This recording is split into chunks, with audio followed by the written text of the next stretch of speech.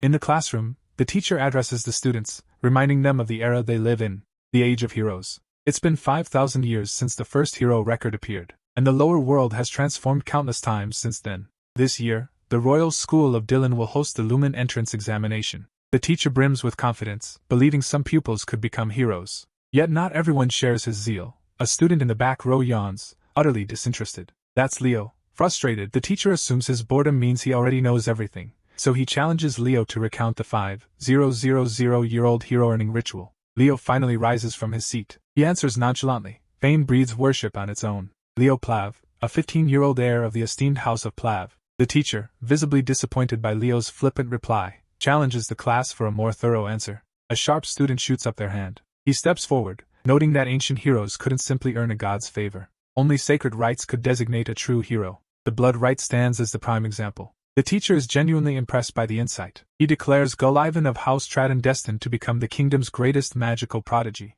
Meanwhile, Leo grows weary of the daily nonsense. To him, ancient encounters with gods were mundane, just another facet of life. After all, the gods bestowed a miracle on the lower world, honoring the heroes who fought Erebos. This became the hero record. Yet Leo can't understand why his name alone is erased from it. 5,000 years ago, Erebus forced humanity to its knees. He was the very genesis of evil. To purge the darkness, four legendary heroes united. Together they confronted the menace. All perished in the final battle. Only one survived, Kyle. He remains humanity's last champion. All because his friends gave everything. Kyle slew the incarnation of Eve, sealing humanity's fate. Yet that was 5 millennia ago. Today, the textbooks tell another tale. They erase Kyle, crediting Lycina's sacrifice for ending Erebos, the origin of evil. No one has ever questioned it, until now. The shock arrives when a reborn Kyle uncovers the ancient legend of Erebos' downfall, and discovers his name has vanished from history. We follow reborn Kyle, stunned to find his name erased from history, who enrolls at Lumen Academy, the famed hero school preserving the hero record, determined to reclaim his rightful place. Years have passed since Kyle's reincarnation, yet his deeds remain unacknowledged, weighing on him. Later, students crowd the windows, eager to glimpse the marching Zerdinger clan, led by the enigmatic Celia Zerdinger. An announcement summons everyone to the auditorium for a mandatory assembly honoring the Zerdinger visit. As Leo exits, Gullivan shouts, asking if he'll try to impress the Zerdingers. Leo, uninterested, merely shrugs. Leo refuses to join the spectacle. All he wants is to go home. Gullivan, irritated by Leo's indifference, pretends disinterest while secretly craving Zerdinger's applause and a chance to outshine his rival, Celia. Later, Leo trains in the dojo. Exhausted from relentless stick drills, he wipes sweat from his brow. He sheathes his sword and heads for the exit. Just as he steps outside, a woman ambushes him, charging like a runaway train. Startled, Leo blocks her strike with his blade. Their clash reveals a familiar rivalry, hinting at a shared past. She declares this duel his final test for Lumen Academy admission, then reveals herself as his mother. She lunges again, their blades ringing in a fresh clash. Leo strains to keep pace as she taunts, "I barely tapped my true power." Blow after blow, the duel rages on, each strike more ferocious than the last. Finally, Leo seizes the advantage, his flawless swordplay overwhelming her and forcing a surrender. Awe fills the mother as she witnesses her son's astonishing growth. She rises, softening her voice to ask why he's so desperate to join Lumen Academy. First, a quick note on the school. Lumen Academy, the premier human hero academy, guards the hero record. Leo believes it holds clues to his former life as Kyle. With that motive, his resolve to enroll is unshakable. She tells Leo the Zerdinger clan has arrived in Daelon and are lodged at the Plav mansion. Unhappy to host them, she still plans to approach Zeiss, the clan's vice-patriarch, with a request. She hopes Zeiss will teach Leo the Zerdinger aura, believing it will secure his admission to Lumen Academy next year. What she doesn't know is Leo aims to enter this year. He can't afford to wait another 12 months. Later, we arrive at the Plav mansion. There Celia Zerdinger is ushered onto the grounds. Stepping from the carriage, 15-year-old sword princess Celia Zerdinger questions why her uncle settled for a modest manor when a whole hotel was within reach. Her mind is on the Lumen entrance exam, doubting a humble family like the Plavs could aid her preparation. Zeiss Zerdinger, her uncle, calls out, teasing her about meeting Leo, the boy who scoffed at the Zerdingers. Celia shrugs, dismissing Leo as an unskilled hopeful, while Zeiss sees untapped promise. As they cross the threshold, Zeiss steps forward to salute the heads of the Plav household. He exchanges courteous bows with Patriarch Dade Plav and his wife Reyna, who warmly welcome the Zerdingers. Zeiss then formally introduces Celia to Dade and Reyna. She promptly returns the greeting, offering a polite introduction of her own. Celia thanks them for their hospitality. Reyna studies Celia, noting the uncanny resemblance to her brother and uncle in looks and manner. Celia, meanwhile, notes Reyna's striking black hair and crimson eyes. The realization hits, Reina is a Zerdinger too, which also makes her Celia's aunt. Later, siblings Zeiss and Reina settle in, reminiscing, and Zeiss mentions their recent trip to Delon's Royal Academy in hopes of spotting Leo. They were disappointed to discover he'd already left school, uninterested in meeting anyone. Reina apologizes for her son's rude behavior. Zeiss probes his sister, asking what kind of person Leo is. Reina hails Leo's extraordinary talent, prompting Zeiss to wonder if he truly merits the Zerdinger flame. Reina continues praising her son, yet she insists she's not just a proud mother speaking. Leo genuinely possesses the talent to earn the Zerdinger legacy. Zeiss is intrigued, trusting her judgment, but he insists on testing Leo himself before deciding. Later, Leo sits alone, striving to focus. After completing his brief ritual, he tells himself he's finally forged a vessel capable of containing everything he needs. Leo ponders why he's only now learning aura. The answer lies in his unique physiology. Accepting aura too early would make it adapt and specialize, restricting his mana and soul energy growth. That limitation would cripple the two pillars of his long-term plan.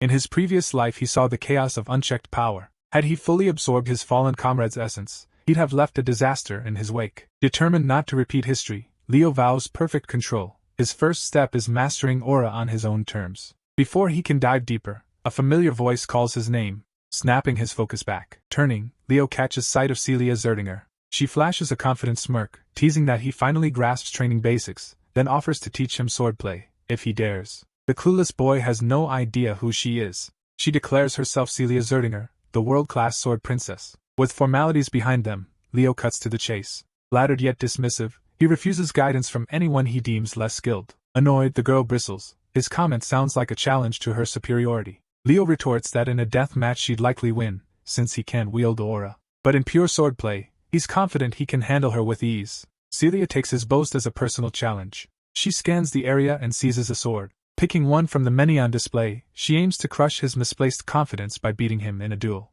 Convinced that even aura won't let Leo defeat her, she vows to teach him a harsh lesson. If she wins within her week here, he becomes her servant. Unfazed, Leo retorts, "What if I win?" She counters, "If you win, I'll become your servant." With the wager settled, Leo snatches a practice blade and jumps straight into the sparring. He strikes with startling speed, yet she effortlessly sidesteps. She can't ignore how unnervingly swift he is. Celia remains convinced his speed alone won't secure victory. They rush at each other once more. Leo unleashes a crushing blow, its sheer force overwhelming her. She staggers back, and when Leo's blade hits the ground it shatters instantly. Undeterred, he lunges at her again. The once confident swordswoman begins to regret the challenge, fearing she can't block the strike. She steels herself and meets the attack head-on. Yet, to everyone's shock, she emerges unscathed, having summoned aura armor at the last second, a move outside the spar's sword-only rules, and excuses it as a reflex. Leo declares victory, saying the outcome is already decided. The stunned Celia refuses to concede so easily. Leo saw it coming.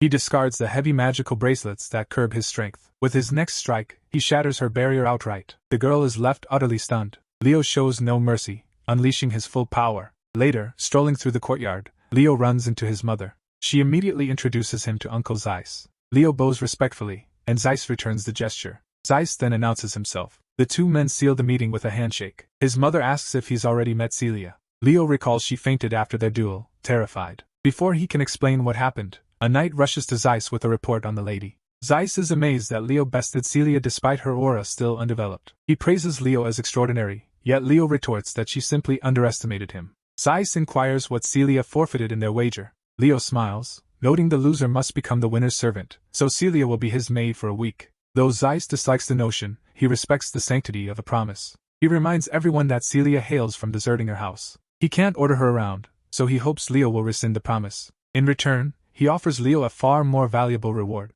Leo immediately declines. He tells his uncle the bet was between him and Celia, and as long as she bears the Zerdinger name, she must own the outcome. The uncle asks if Leo will also forfeit the chance to learn the Zerdinger aura-breathing technique. Leo snaps back, calling a forced aura-breathing lesson, meant to spare his niece humiliation, worthless. With no other options, Zeiss turns aggressive, reminding Leo he just vowed to make a Zerdinger servant and dismissing their aura technique as useless. Unfazed, Leo admits his uncle's words are accurate. Suddenly softened, Zeiss politely asks if Leo thinks his declaration was rude. Leo assures he never meant to insult the Zerdingers. Leo states that if the aura-breathing technique were a prize for beating Celia, he'd gladly take it. Yet he refuses to let it become a bribe that lets her dodge the loss. If his uncle won't acknowledge her defeat, it implies she's superior, but Leo insists he'd still win. His mother swells with pride. Uncle Zeiss is equally impressed, Noting that Leo's refusal proves his exceptional character, and wishing he were a Zerdinger, Zeiss gestures to his knights, ordering Celia to the maid's quarters. He then grants Leo permission to address him without any titles. After that brief exchange,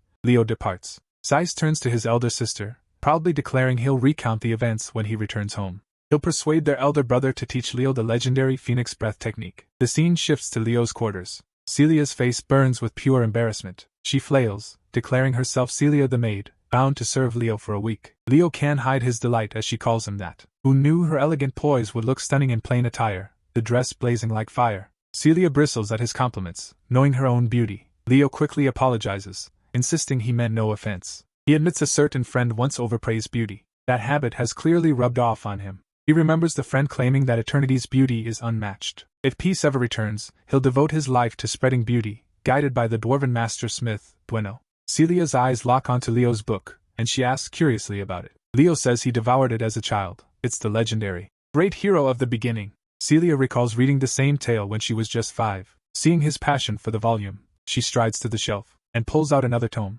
She notes the many books about Kyle. Leo retorts that history's grand feats rarely belong to a single hero, but to countless contributors over time. In other words, Kyle's glory is shared with others. Celia scoffs, calling Kyle a fraud who stole credit from true heroes. At least, that's the common rumor. Naturally, she's one of them. Leo bristles at the rumor that Kyle's a total fraud. He shoves the Kyle chatter aside, grabs breakfast, then heads to training. Celia dons her maid act, politely asks to train with her master, masking her inner resentment as she seeks the source of his power. Leo strides toward the training hall, ready to oblige. Moments later, a panting Celia collapses to her knees. After the first round, Leo offers his critique. When her stamina wanes, her reactions lag and gaps widen. She becomes vulnerable, exactly as she is now. Celia doubts that pushing her body to the brink truly aids her training.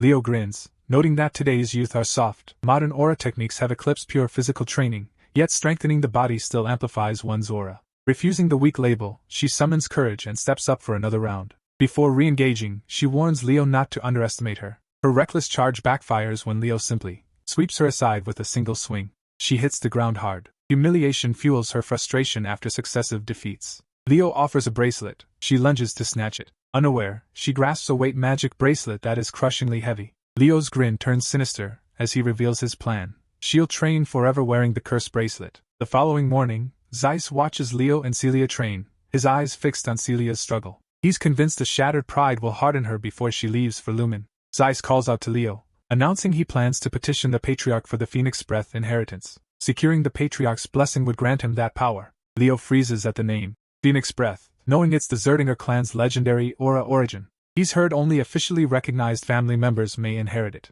Celia interjects, insisting her father won't hand it over so easily. Undeterred, Zeiss already anticipates this and offers Leo a condition. Pass the Lumini entrance exam, and he'll earn the right to learn the technique. Celia scoffs, calling Leo a clueless brat who can't even wield aura, and warns the combat-heavy Lumini test is a perilous gamble. Leo openly admits he lacks real combat experience, but that ignores his past life. Zeiss now awaits Leo's response. Leo promptly agrees, provided his parents give their blessing. A week later, the Lumini entrance exam begins, and Celia Zerdinger's presence among the entrants leaves everyone awestruck. Celia teases Leo, asking if he's nervous. Having played the maid too long, Celia still calls Leo Master, out of habit. Suddenly, Gullivan's unmistakable voice cuts through the air. He arrived to see Celia, only to be surprised by Leo's presence beside her. He sneers at Leo, claiming he doesn't belong here without aura, while offering Celia a polite greeting. Yet the pair barely acknowledge him, as if he were invisible. Flustered, he reminds Celia he's Gullivan Tratton,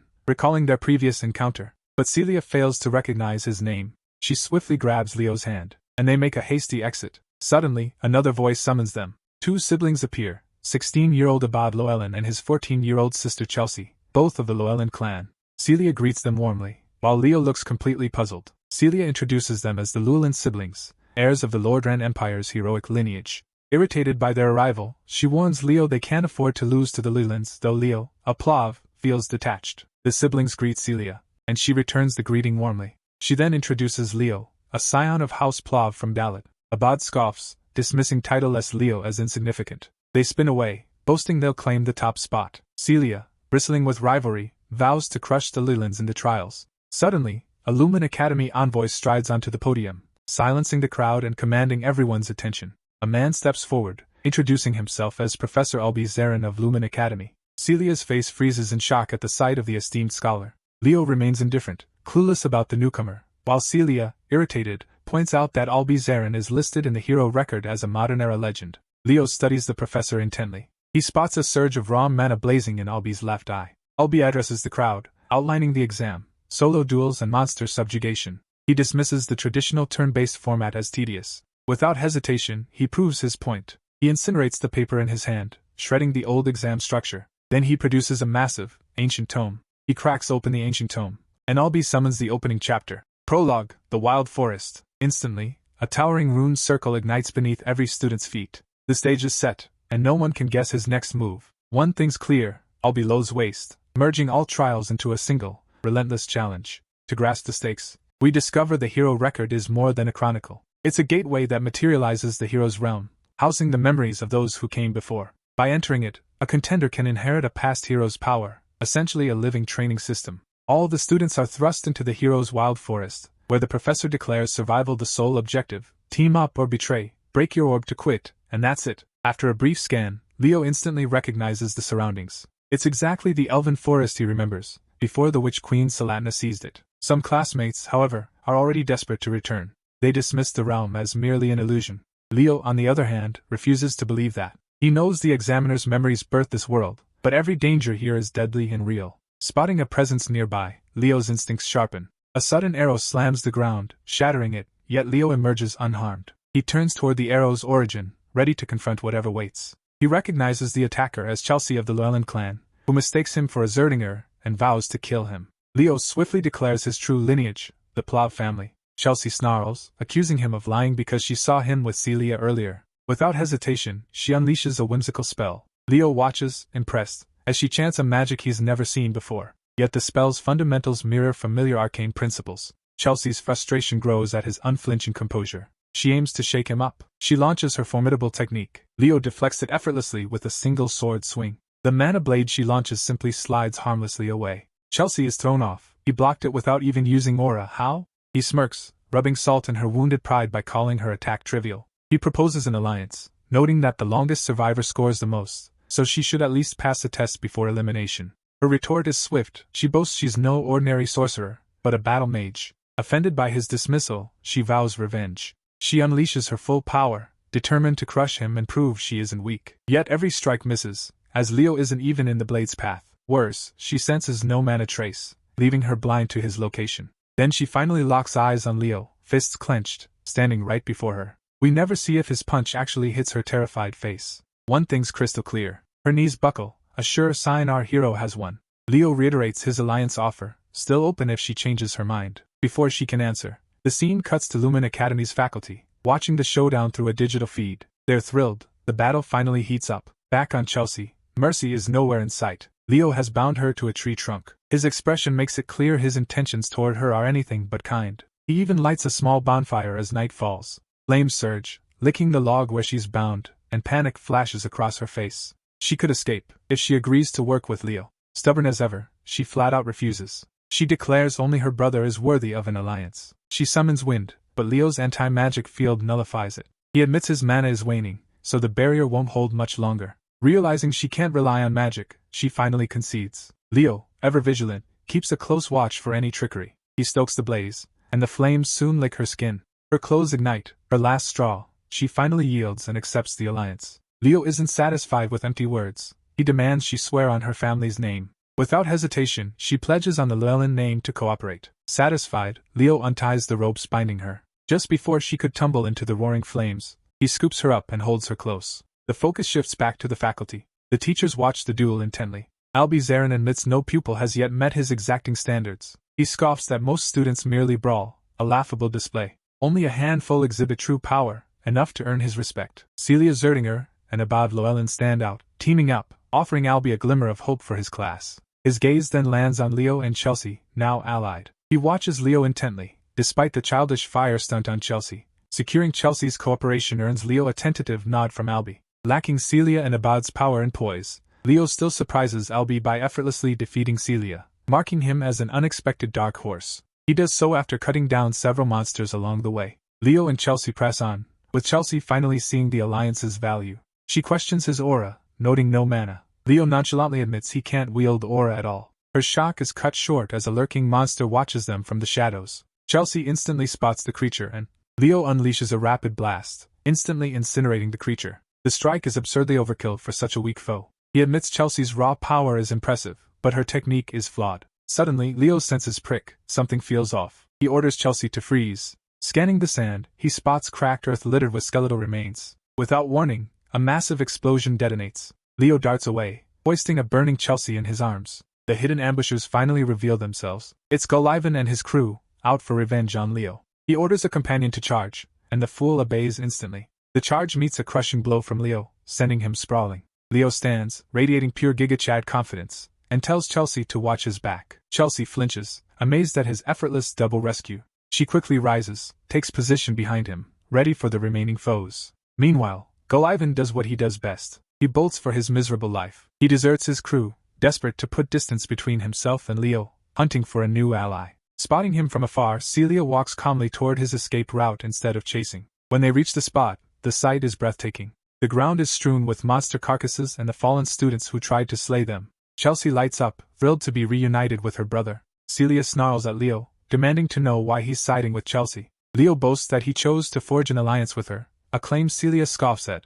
She'd believe a cockroach doing backflips before trusting his story. With a cold grin, Leo replies he simply persuaded her, a remark that unnerves Celia as she wonders what he really did. He then helps the knocked out students to their feet. Abad, watching, asks why Leo is aiding their enemies. Leo cuts straight to the chase. There's no reason to fight each other. Unity, not selfish battles, is the key to surviving this world's trials. Seeing their confusion, Leo points to the rotting corpses nearby, hinting at a far greater threat. A student notes the corpses look bone-dry, as if all moisture has been sapped. Leo adds that the strangeness runs deeper. This entire area is eerily void of monsters. It's as if the beasts are fleeing from an unseen terror. Perhaps a high-tier monster has shown up, scattering the rest. Abad pieces it together, recalling Hero Albi's first triumph over a high-tier beast. Suddenly, a thunderous roar echoes from afar. An ominous presence stirs deep within the forest. The roar crackles with tension, signaling the monster's imminent reveal. Meanwhile, Gullivan fumbles alone through the woods, torch trembling in his grip. Terrified, he fixates on revenge against Leo, ignoring his own survival.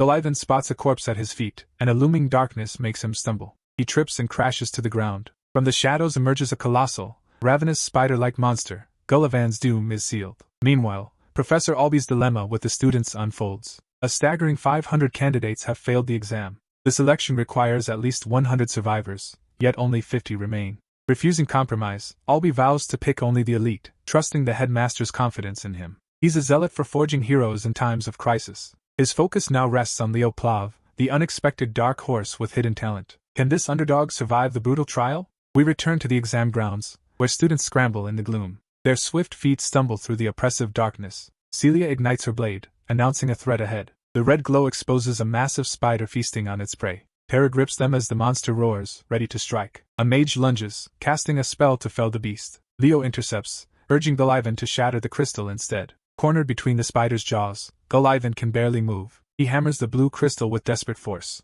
A surge of electricity arcs into the creature's gaping maw. Ready, Abad unleashes his Windfang spell. He hurls it at the beast, wounding it. Yet it fails to finish the monster. The quartet reels, realizing the danger they're facing. The grotesque spider princess tarantula is anything but cute. A reckless student charges in for a melee strike. He's instantly humbled by a single blow. He crashes down. Next, Celia arrogantly vows a one-hit finish. She activates the prominence spell, firing a razor-sharp red beam that pierces the creature, inflicting searing pain. Yet the spider's armor is tank-hard, healing in an instant, rendering Celia's assault futile. Seizing the pause, Abad tries to reason with her, arguing that a mage's and a knight's devastation are worlds apart. He unleashes the wind spell Raffaele, carving a relentless spiral through the beast. But when his barrage ends, dread floods him as he sees the creature, unscathed, glaring back. With her brother in peril, Chelsea summons Windbreaker magic to aid him. Abad still takes a claw wound, but his sister's magic softens the impact. She rushes to his side, relieved he escaped losing an arm. All their attacks fail. The creature's lightning-fast regeneration renders them futile. Despair spreads as the Queen Tarantula closes in for the final strike. Leo steps forward, revealing the beast is Salatna's daughter. She served Erebos, scorching the elf forest to ash. Leo notes the mana in Professor Albi's left eye bears the Fairy King's signature. The tarantula once ruled the cursed wilds, wiping out the elves' forest and devouring the Fairy King's trusted ally who defied her. Leo had thought Luna had responsibly slain the tarantula, But the truth is far from that. The tarantula survived by devouring the Fairy King's aid. She claimed the priceless ring of life, the source of endless vitality. Stubborn as a stone, Abad insists the exam demands he kill the beast alone. He and Celia launch back-to-back attacks, hoping to fell it solo. Yet the spider weathers their fury. Leo scoffs, noting the creature's regeneration renders their blows pointless. They'll exhaust their mana long before it wanes. In a desperate plea, Celia asks Leo for a plan. He says only a two-person team can succeed. Abad, selfish and defiant, rejects the advice, and Celia follows suit. Their childish bickering prompts Leo to deliver a harsh reality check. Without teamwork, they all will fall. At last, his plea reaches them.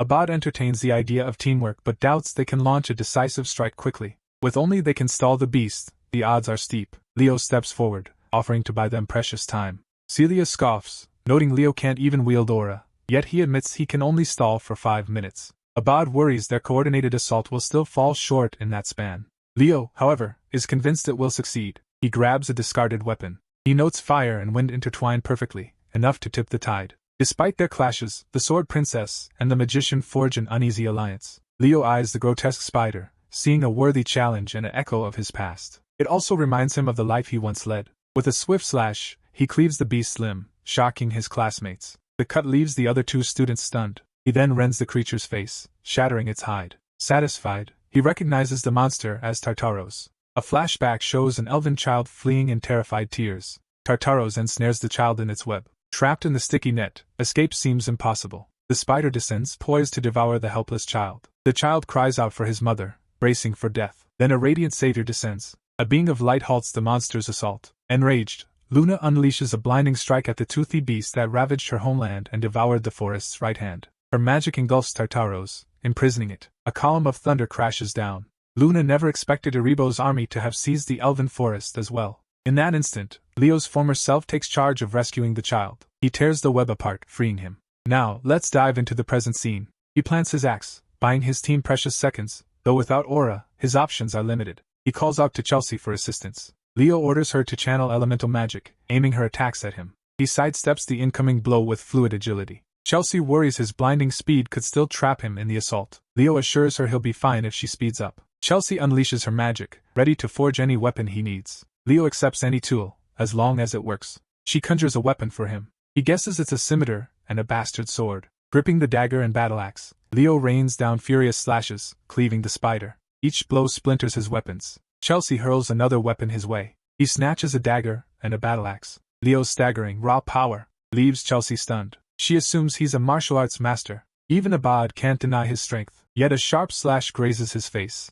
proving he's not invincible. Leo mutters that if he can't even slay a simple spider now, his friends will keep teasing him forever. He amps up his assault, cleaving the spider and demanding another weapon. To his surprise, Chelsea has run out of weapons to hand him. Luckily, Celia has already finished charging her ultimate attack. She unleashes a roaring spiral of flame. The fire engulfs the beast, incinerating it instantly. The life-draining ring shatters from its corpse. The monster finally falls under their control. Celia collapses, relieved that the battle is over. Yet she can't stop admiring Leo's superhuman feat of holding back Tartaros for 5 minutes. Celia attempts a compliment, but Chelsea outpaces her with a rapid retort. She's become his biggest fan, likening his feat to legendary heroes. Leo shrugs it off while the girl goes wild, begging to train as a battle mage under him. Ironically, Celia hopes Chelsea will get exclusive tutelage from him to truly understand suffering. Anyway, our hero snatches the Ring of Life, summoning Prince Silid as a fairy. He revives the prince's memory by uttering his name. He hears it and re-enters the ring, and crowns Celia as Fairy King, all thanks to Professor Alby's discovery of the Eye of Mana. The testing grounds countdown begins. Conquering Tay-Stage earns them the Fairy King's pledge. Just before the transfer, Leo spots a figure from his former life. Cut to Kalyan Badian, the Academy's principal. He's scrutinizing the Western Territory exam report. His aide wonders how many students Alby actually passed under his strict standards. The headmaster is surprised to see 40 students clear the exam, still a modest tally. Yet he isn't disheartened. He'd expected no more than 10, so 40 feels like a victory. Celia and Abad top his expectations, and whispers circulate about a chosen yearly representative. Astonishingly, Alby made the recommendation, likely favoring either Zerdinger or Lulin. Yet the chosen candidate is an unknown name, outshining even Celia and Abad. Professor Alby scrutinizes the boy's abilities with keen precision. He nominates Leo Plav as the Night Division's representative. The headmaster is stunned, hearing Alby hail the student as a true hero. With the exams finally concluded, Leo luxuriates alone in a steaming sauna, savoring the heat. Their prize,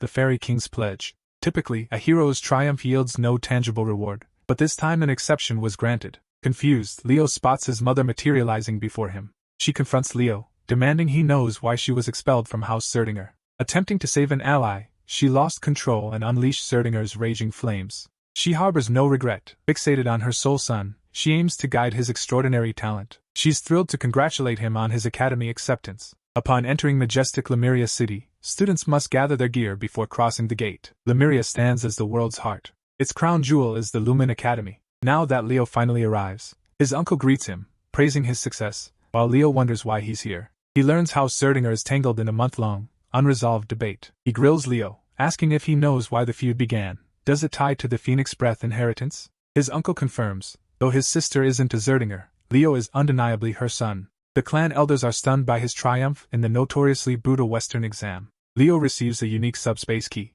He immediately activates it with a spoken command. The key opens a hidden tome. His uncle orders him to ink the pages with his own blood. Leo complies, biting his thumb. He drips the blood onto the parchment. With his blood sealed inside, the book's secrets are unlocked. No one else will ever learn his secret. Mastering Serdinger techniques is tough, but his uncle trusts Leo's talent will adapt quickly. He formally welcomes Leo into House Serdinger. Afterward, Celia summons Leo to a hidden rendezvous. Suddenly, a girl collides with him, sending them sprawling. She hurriedly gathers her books, apologizing for the rush. She darts away, leaving a card Leo spots. He snatches the card and discovers it belongs to Chloe Muller, a freshman at the academy. Leo swings the door open. Inside, an irritated Celia scolds him. Shopping list pending and he's already late. He apologizes, citing an unexpected encounter with his uncle. Celia beams, eager for details. He answers her burning question. Commanding the Serdinger flames, he wonders if he's wielding them correctly. She watches, stunned into disbelief. In under a month, Leo has already mastered the secret technique. His feat leaves her shocked, questioning whether he's even human. Later that evening, the Sword Princess and the Forgotten Hero spot a ship anchoring nearby. Professor Einalandis steps forward, announcing himself as the night class instructor. He urges the students to board the ship now. Lumen awaits. The voyage kicks off with the pupils relaxing and chatting. Leo and Celia sit together, unmistakably a pair. A cocky newcomer blurts a remark that irks Celia. He's a Moiran alchemist merchant, hawking wares. He pitches his goods to the duo, offering school supplies. Leo reveals his student name and his Dowlad heritage, shocking Thomas, who knows Dowlad passed the brutal Western exam. Leo calls out the odd atmosphere, feeling something's off. Celia brushes it off, insisting fresh graduates always get this calm treatment after the exam. Leo fixes his gaze on the instructor. Thomas nods, echoing Celia's assessment. Suddenly, the ship lurches. A massive tentacle erupts from the sea. It nearly crushes Thomas as the students beg the teacher for aid. The teacher, wine in hand, scoffs at their pleas. He declares Lumen Academy students must face danger alone, a test of their resolve. Before them looms the ultimate nightmare, a colossal kraken. Unflinched, the Forgotten Hero cleaves a tentacle with his blade. Celia holds her own, biting fiercely. The Sword Princess unleashes a blazing strike. The kraken retaliates, blasting a torrent of water. The surge drenches Celia. A massive tentacle seizes Thomas, his screams echoing. Witnessing the danger, Celia and Leo sprint forward, blades flashing to cut the beast. The alchemist, greed flickering, launches his own shocking attack. He'd counted on the Sword Princess alone, but another student proves equally fierce. Thomas barely escapes a crushing, ice-cold tentacle. He roars at the would-be killer who almost ended him. Chloe, the bespectacled girl who collided with our hero, wields ice magic, single-handedly repelling the beast. She scolds the alchemist for turning a hindrance instead of staying back. Thomas laments that she cares little for the weak who try to assist. Another tentacle shatters beneath their blows. The fearless pair, Abad and Chelsea, charge onto the fray. Their clan rivalry still burns hot. Yet the battle mage keeps her gaze fixed on our boy, despite their enmity. With swarms of lake monsters closing in on the academy, the instructor deems it the ideal freshman welcome. All while sipping his wine, he praises the top performers. Shen watches intently. Celia fights fiercely. Chloe readies her ice magic. Walden and Duran Moira join the fray. Each regional captain excels against the threat, yet one student eclipses them all. A nameless freshman, unaffiliated with any region, wields flawless swordsmanship, anticipating every strike. The instructor looks forward to watching the boy unleash his full potential. Meanwhile, the hapless alchemist swiftly empties his potion supply. At long last, they arrive. Stepping off the ship, the instructor warns the students they'll soon master monster encounters. Now they venture into the grand entrance hall. Lamini Academy's training grounds dazzle with awe. Spectators eagerly await the freshman's debut. The entrance ceremony looms, with the night division lined up as their instructor pushes the captains to the front. The headmaster presides, confident the hero candidates will shine. Kallian tells the students, to become true heroes, they must risk everything and stay, always push beyond their limits. With a thunderous fist slam, the headmaster declares that anyone failing his basic standards has no place here. Their inability to meet it means they're unfit for the academy. In an instant, his sternness melts into a grandfatherly grin, as if the intimidation never happened. Kallian breaks the silence, asking why everyone has suddenly gone mute. The legendary swordmaster's shining reputation begins to dim before his eyes. The freshman representative now steps up, a name the newcomers have been buzzing about. It isn't Celia, Abad, or Chloe, none of the familiar faces. The crowd erupts, chanting only Leo Plav's name. Even he is taken aback by the roar. He spins to the professor, realizing the teacher must have put his name forward. Leo strides to the podium. He delivers his address to professors and seniors. Meanwhile, whispers ripple through the crowd about the mysterious newcomer. His speech drags on, testing everyone's patience. When asked about his ambitions as this year's representative, Leo reveals his aim, to bait the elite challengers behind him. He speaks with polished poise, leading the faculty to expect a restrained ceremony. Then, he erupts, daring anyone to contest his claim to the title. The brazen proclamation shocks the assembly, and incites the top-ranked students to respond.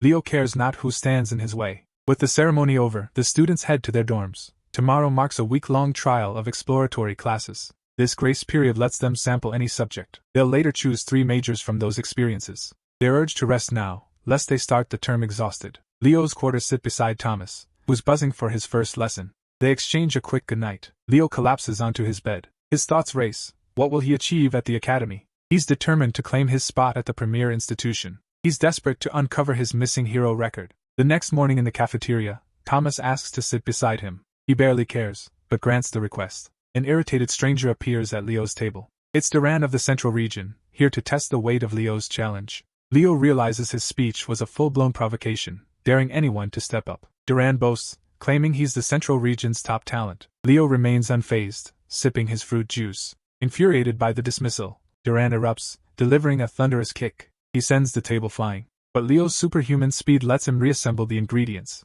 He rebuilds his perfect cheeseburger. He epitomizes class, turning the chaos into a meal. Leo taunts, saying he can't let free food go to waste. Duran, intent on crushing the freshman rep, snarls that Leo's weakness bruises his ego. He intervenes in the fight. Their instructor casually drapes his arms over both students. He calmly reminds them of their titles, representative and regional captain, and warns of the punishment for fighting on day 1.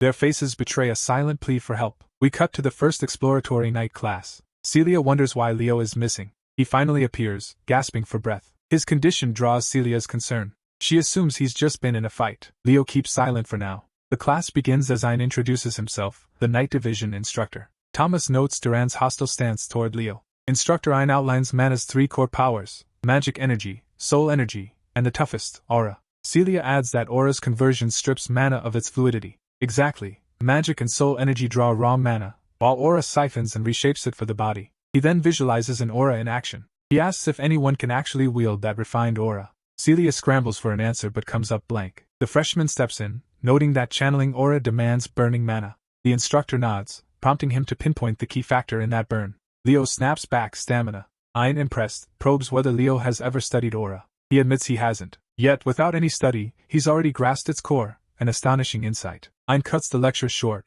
declaring it's time for a practical exercise. He channels his aura into his legs, forming a rippling platform known as the aura step. Ein steps onto the ground, demonstrating the aura step. She notes that aura's applications are virtually limitless. Other students begin testing and sparring with their newfound abilities. Celia teases Leo, offering to teach him the aura step, if he calls her sister. Leo declines, confident he already grasps aura's fundamentals. Spotting Duran lingering nearby, the instructor seizes the moment to discuss the cafeteria melee. The instructor addresses the commotion that erupted in the cafeteria. Students like Chelsea remain clueless about the incident. Thomas fuels her curiosity further with his remark. The instructor summons Leo and Duran to the front. Ein confronts Duran, demanding what provoked his anger. After Duran's dismissive reply, the instructor offers the perfect solution. He pits the Central Region captain against the freshman representative, in a sprint to decide the class leader. Ein declares both may wield their aura freely, without restrictions. A clear advantage for Duran. Competition day arrives. Thomas, the savvy businessman, runs the betting booth. First up, the prodigy of House Moira, followed by Duran, master of lightning aura. Standing opposite him is the unlikely dark horse, Leo Plav, who outran even the regional captains to claim the freshman representative title. The class doubts Leo. He can't even perform a basic Ori step, making his representative role seem undeserved, and many argue the Central Region captain should hold the title. Seizing the moment, Ein announces the rules: first across the finish line wins, and the loser must accept the verdict. The race is about to ignite. Even Celia doubts Leo can pull off a victory. Duran, a speed specialist wielding blistering lightning aura, seems unbeatable, yet Celia still hopes Leo will defy expectations. When the professor shouted, "Go!" the racers exploded forward, Duran enveloping himself in crackling lightning aura. He's confident his speed will leave Leo in the dust. Maintaining flawless form, Leo ignores the petty trash talk at the start. As the crowd predicts, the composed Central Region representative is set to dominate the track. Meanwhile, the freshman representative falls behind as Leo channels aura into his feet to boost his speed. The crowd instantly brands him a fraud who stole the representative slot. Amid the boos,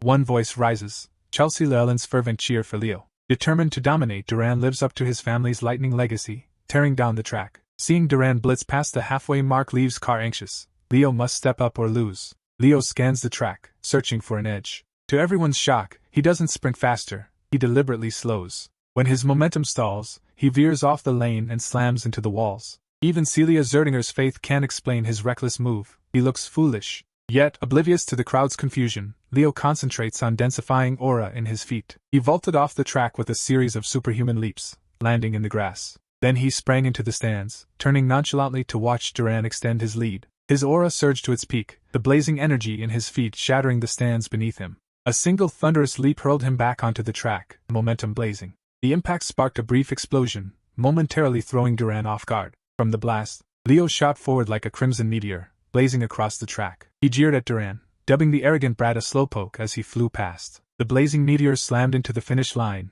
landing with breathtaking grace. Duran, stunned a few meters behind, watched his lightning aura vanish, a total loss. Leo tilted his head back, flashed a confident grin. Victory was his. The stands, however, bore heavy damage. Still, it paid off. The jeering crowd was stunned, realizing they'd just witnessed something extraordinary. They'd always believed Duran was the fastest freshman, and now a kid who barely mastered aura had toppled him. Only Celia grasped Leo's true feat. He bypassed aura step, unleashing a full-blown phoenix step. With Leo's win, Car and Chelsea erupted in cheers, showering their friend with praise. The professor observed silently, noting Duran's lightning aura boost. Expected as it was, Duran's speed still left everyone awestruck. Leo may have lagged traditionally, but his mastery of fire aura turned his feat into a single, flawless phoenix step. Ever the sportsman, Leo extended his hand to Duran, praising the match and admitting a longer race would have tipped the scales. Still sour over his defeat, the brat snubbed the handshake and shoved his shoulder aside. The professor is convinced this new batch of disciples could finally produce a true hero.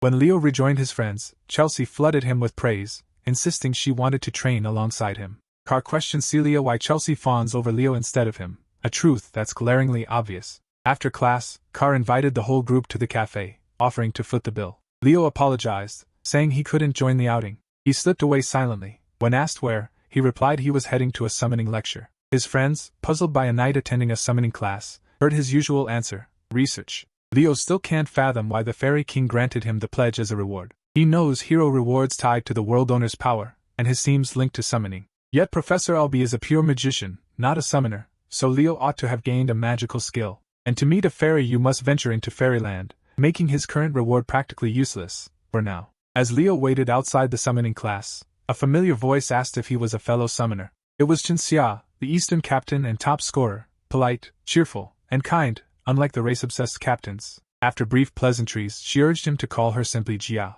Knowing Leo as a Night Division student, she was surprised by his sudden interest in summoning. He claimed a mere fascination with spiritualism, meaning they'd crossed paths in many upcoming classes. When queried about her contract, Xia conjured a graceful water sprite. Leo hasn't formed any contracts yet, but Xia kindly offered her aid whenever he needs, an offer Leo can't refuse. He then blundered by asking her age. Xia smiled, revealing she's 17, still older than Leo's 15. Leo noted how youthful Xia seemed, even younger than Chelsea. Sina caught his brief hesitation. She teased him about a rude thought, which he brushed off. Boys always deny. She came over simply to say how impressed she was by his race against Duran. She'd watched from the crowd, his blazing sprint etched into her memory. Determined, she challenged him to a future duel. Leo chuckled, accepting with a confident grin. After meeting countless eccentric rivals, a genuine person feels refreshing. Thus the summoning division's field class began. No classroom, just open fields. Two striking figures with white hair stand out among the crowd. Clearly, they're main characters, not background extras.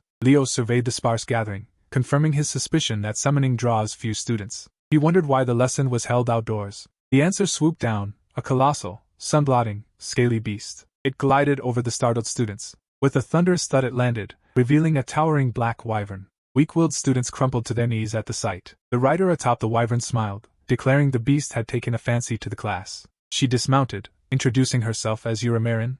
Summoning instructor Yura, the year-long mentor, dazzles with long white hair, a fit figure, and striking, devilish looks. The hormone-ridden freshmen are desperate to become her summons. Leo imagined Pervy Dueno losing his mind over Yura's charm. Unlike Luna's or Lucina's, he'd be spurred to create even finer art. Cutting to the chase, Miss Yura told her greenhorns that earning a spot in this elite program proves they have talent, an answer the freshmen eagerly confirmed. Impressed by their confidence, Yura sent them straight to the practice field. She summoned Carlo, the first-year associate professor, to release the griffins. Yura explained they'd pair up, with enough griffins for every rider. The catch: none have ever handled such finicky beasts. At the first complaint, Yura's glare hardened, demanding they decide whether to heed her lesson. Mounted on her black wyvern, she declared anyone doubting they could ride a griffin should quit now. The scaly beast echoed her fury, roaring and beating its wings as it rose, asserting dominance. Amid the trembling crowd, a lanky student stood tall, unfazed. Associate Professor Carlo chimed in, urging the students to move quickly and follow the instructor. After shedding their fear, most discovered the griffins were far gentler than expected. Yet some of these four-legged birds proved notoriously tricky, pure chance. Leo paired with Zia. She politely requested the reins, and he readily obliged. Thus, the students rose skyward in pairs. The quick adapters matched the professor's pace, soaring above the sea. No one expected to ride griffins on day one, but Lumen's elite program erased their doubts. Students even argued over who would grip the reins. Xia piloted the griffin, soaring with Leo. She felt uneasy, but the beast proved gentle. Still, first-time riders must stay vigilant. Griffins are notoriously temperamental. Seeing the smooth flight, Miss Yura spiced things up, pulling a whistle from her belt. She blasted it, emitting a high-pitched tone only the griffins could perceive. The birds' instincts ignited, claws unsheathed as a primal surge rippled through them. Their erratic behavior sent the weaker students scrambling for the professor's aid. Unaware she triggered the chaos, Miss Yura declared anyone who can't tame a wild griffin isn't worthy of Lumen Academy. Even seasoned summoner Zia struggled to control her mount. As Zia wrestled the reins, Leo steadied her waist, warning that brute force only fuels a griffin's pride. He steadied her with a calm, reassuring touch. Leo deftly guided the griffin's reins, taming its wild charge. From behind, he surged the griffin, propelling it faster than ever. Their swift, steady flight soon left the professor and Carlo behind. Miss Yura lauded his mastery, then asked Carlo if the first-year rider was applying for the Knight Major. Records show he's a candidate, and his skill makes Yura suspect he owns a personal griffin. Yet Carlo notes Leo lacks noble wealth, so his talent alone must be driving him. Early in the term, Yura feels she's uncovered a hidden gem. After the aerial ordeal, all students arrived at the Summoner's Island, the Major's training grounds. While many vomited on the beach from the wild ride, Leo strolled the white sand, hunting for ripe fruit. He finally spotted a perfectly sized, ripe fruit. He gestured to pluck it, discovering a charred feather. His mind raced with possibilities, but he kept them hidden. He tossed the ripe fruit to the griffin, thanking it for the safe landing. With everyone accounted for, Ms. Yura summoned the class, a surprise practical exam on day one. Some students only wanted a taste of the exploratory period. Now they face an unexpected test. Ms. Yura warned that the summoner's path stretches far beyond the other two majors. Everyone knows that controlling mana alone isn't enough for summoning. A true contract demands the right spirit affinity. Mastery over summons requires solid taming skill. The road is brutal and intricate, which is why summoner heroes are far fewer than those of other classes. Unlike most heroes, elite summoners achieve feats far beyond the ordinary. Legendary summoners carve their names into history. That's the allure. Every student dreams of becoming a legend themselves. Eliza Hergon of the famed Northern Hergon clan stepped forward, demanding to know the exam's nature. Ms. Jura clarified that the Summons Island teams with beasts and spirits, as its name implies. Because summons serve as weapons, the test gauges each student's taming skill, simple in concept. All they need do is tame a forest summon, return it to the beach, and they may keep it. Students erupted in cheers. Rarely can they claim a beast. While everyone else dashes into the woods, Leo strides into the forest, unruffled. Surprisingly, Eliza trails him, eager to greet the famed victor over Duran. The class's top students watched the exchange. Leo brushed Eliza aside, calmly claiming he was just doing his best. Eliza seethed as he dismissed her like a commoner. From a distance, Ms. Yura already spots the freshmen's key players. Within minutes, many students began taming their chosen beasts. None captured Leo's interest. A few whispered that the freshman rep was venturing too deep, hoping he'd fail, score 0, and revert to a Knight Major. Unfazed, Leo pressed deeper along the trail. His guide, the feather from the orange tree, once charred, now restored. He reached a secluded clearing, ensuring no interruptions. He ignited the Zerdinger fire within, reducing the feather to ash. A scorching pressure rose from behind, confirming his suspicion.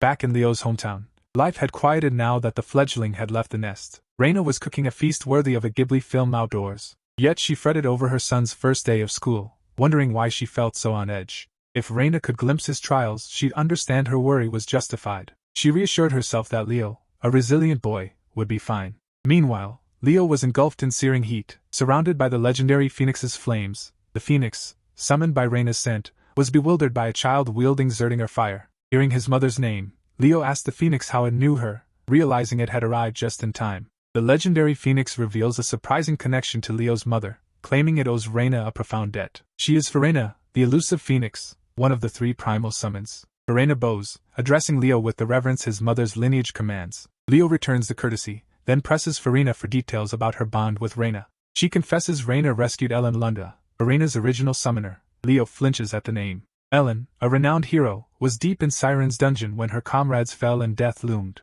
Reina burst in, flames blazing, pulling Ellen from the brink. In the rescue, Reina, once a dignified knight, sacrificed her blazing aura. Had she kept her flame, Reina might have claimed a hero's throne. This is Leo's first glimpse of that past. Reina never regretted that fateful choice, and Verena chuckles, recognizing the true spirit of a knight. Leo shifted the conversation, asking why a legendary phoenix lingered in Lumen, but Verena, baffled by a young knight on the summons isle, had no answer. He revealed he, too, was training in summoning. Intrigued, Verena examined the boy more closely. Seeing his potent, almost adult-like aura, she laughed heartily, declaring their meeting destiny. Now she could finally repay her debt to his mother. Verena urged Leo to extend his hand and grasp her flame. The fire swirled around his palm, forming an egg that cradled the phoenix hatchling. She hopes that, as a future master summoner, Leo will bond with her offspring. Though the egg was destined for another summoner, Verena chose Leo. When Leo begged to hatch and tame it instantly, the phoenix staggered, stunned. Before she could intervene, a fiery aura already enveloped his body. Verena warned him it was far too early. She cautioned that a misstep could cost his life. Yet Leo's unwavering focus pushed him past the point of return, a trait inherited from his mother. All she could do was wish him luck. As the egg began hatching, only Leo and the blazing fire seemed to exist. He extended his hand, mesmerized by the radiant blaze. His palm's touch ignited the ember into an uncontrollable flare. Leo recoiled as the heat choked his breath, the true power of a phoenix flame. The trial mirrors a phoenix's agony, burning its body daily to unleash fierce fire. Immortal, they endure eternally searing flesh while regenerating at a staggering pace. Now that Leo truly feels their agony, he ceases resisting and embraces the flames, letting them consume him. The fire erupts, raging over his entire form. The egg in his grasp shatters, cracking open. Leo's eyes flare open, bearing newfound wisdom and acceptance of the pain. The searing flames coalesce around the egg, accelerating its hatch. Verena asks if he succeeded. He answers confidently, "I have." She smiles, hailing him a genius. A phoenix's prophecy makes the title undeniable.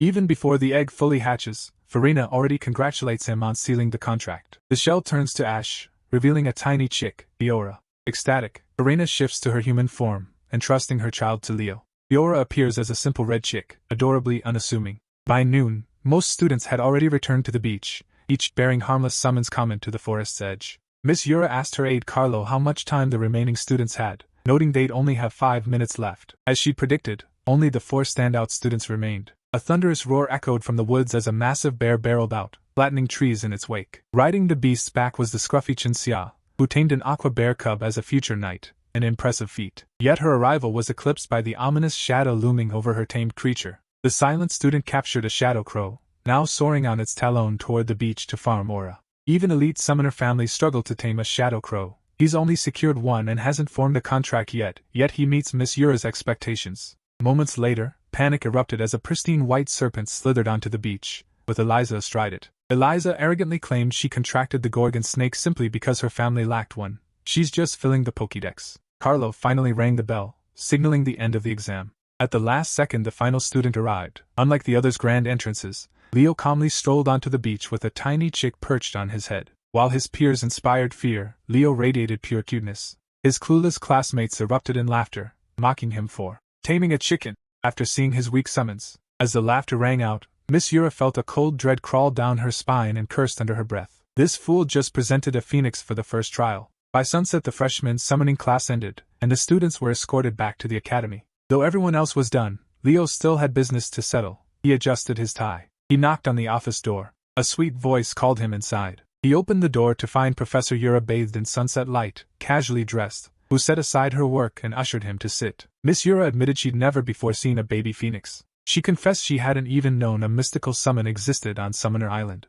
A freshman bonding with a phoenix is no small feat. It's an unprecedented triumph in the Academy's history. Closing in, she tangled his hair, eyes sharp, and declared she knew his true nature. Leo swallowed hard, fearing his secret had slipped out, but her tight embrace and praise as a groundbreaking summoning prodigy eased his nerves. Though proud, she urged that his phoenix contract remain hidden, for now. Unleashing that bombshell would ignite chaos in an instant. She urges him to declare summoning as his major the moment exploratory classes end, convinced his raw talent will forge a legendary hero, though the odds are brutal. At dawn, Lumen Academy basked in a radiant sunrise. Chloe drifted through the corridors, eyes heavy and yawns escaping. Car spotted her yawn and ribbed her, warning her mouth might rip open. Exhaustion clung to Chloe after countless late-night magic sessions. Spotting the girl he'd collided with days earlier, Leo fished out Chloe Mueller's ID and handed it back. She thanked the freshman rep, sparing herself a replacement application. She found it odd that Leo, too, was attending magic lectures. He figured that during the exploratory phase he'd sit in every lecture, while Chloe only bothered with magic classes.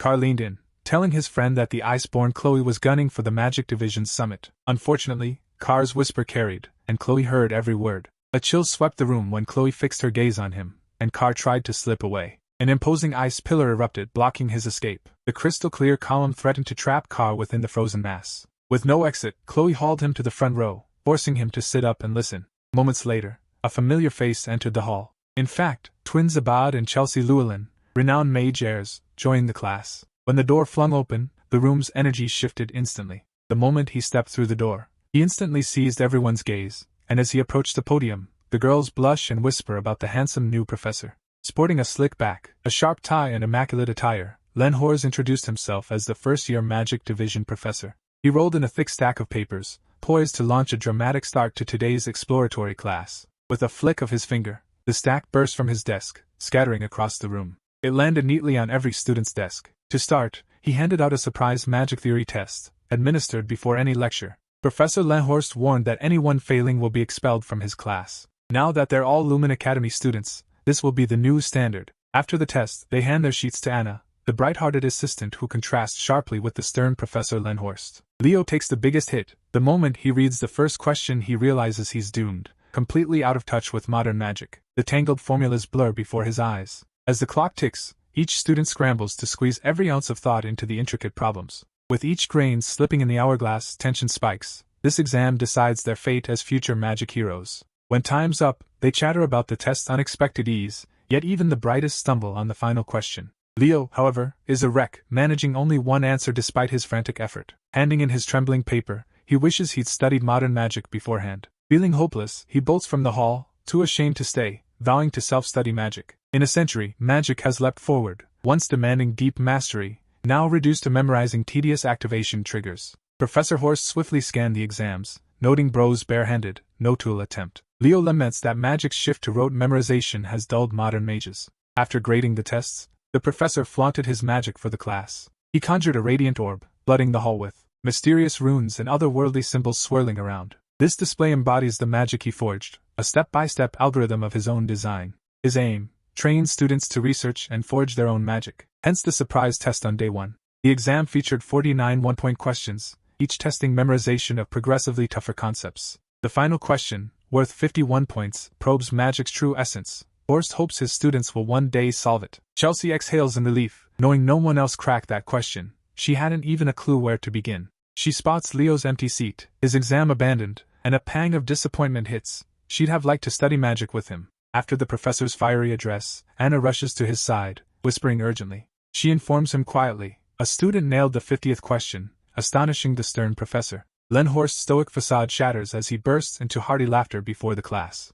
He challenges the room, who just became the first to solve the 50th question on the first try and earn a perfect score. Horst blushes, salivating at the prospect of shaping a generational magic prodigy. Anna corrects him, noting the student didn't achieve a perfect score, still impressive given the time spent on the final part. Then, in a hushed tone, Anna drops the bomb. The student only solved the last question, leaving the other 49 untouched. The professor demanded the student's name, and Anna handed him Leo Plav's file. Professor Horst shouted Leo's name, But Leo had already slipped out, unnoticed even by his friends. Breaking the tense silence, Chelsea raised her hand and explained that Leo left immediately after the exam. His score was a bizarre outlier. He aced only the final question, earning the highest mark overall. The classroom buzz followed Leo to the cafeteria, where Celia mocked his exam disaster. After summoning a cute chick, Leo crashed in magic class, and Celia urged him to focus on swordsmanship, his true major. Their chat was cut short as a looming presence hovered behind Leo. Professor Horse, enraged, accused him of mocking the class.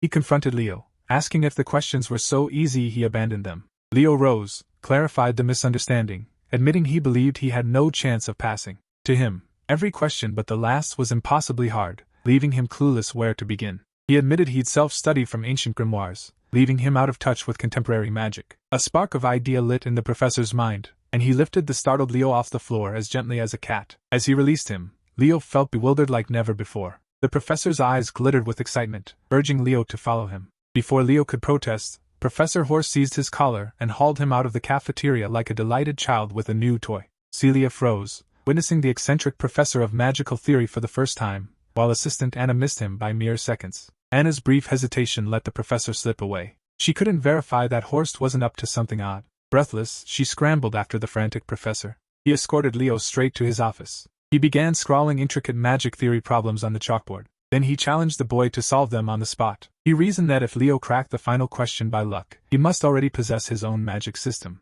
Professor Horst watched, eager for Leo to reveal a brand new magical framework through his answers. Yet within seconds, Leo had already written the final solution on the board. Startled, the professor asked if Leo had mentally solved every problem he posed. In essence, that's exactly what Leo did. The professor hit the jackpot. After years of mediocrity, he finally found a seed worth nurturing into a true hero. Outside, Professor Broho Satoru strolled the halls, minding his own affairs. Little does he know, his calm day is about to be disrupted by an overeager colleague. Professor Horse sprinted over, flashing an earnest grin and sparkling eyes. He refused to indulge, knowing his coworker's smile would shatter his calm. He turned and retreated while Lenhorst clutched his ankles, thanking him frantically like a hyperactive dog. Professor Albee resorted to magic to repel Lenhorst, who'd been disruptive before but was crossing the line today. Unfazed even while suspended, Professor Horse seized the moment to thank everyone for uncovering Leo Plav's brilliance. Albee puzzled over why a magic zealot would hail a trainee knight as a magical prodigy. The mention of knighthood sparked Professor Horse's fury. He demanded Leo become a sorcerer, refusing to let his talent waste on a sword.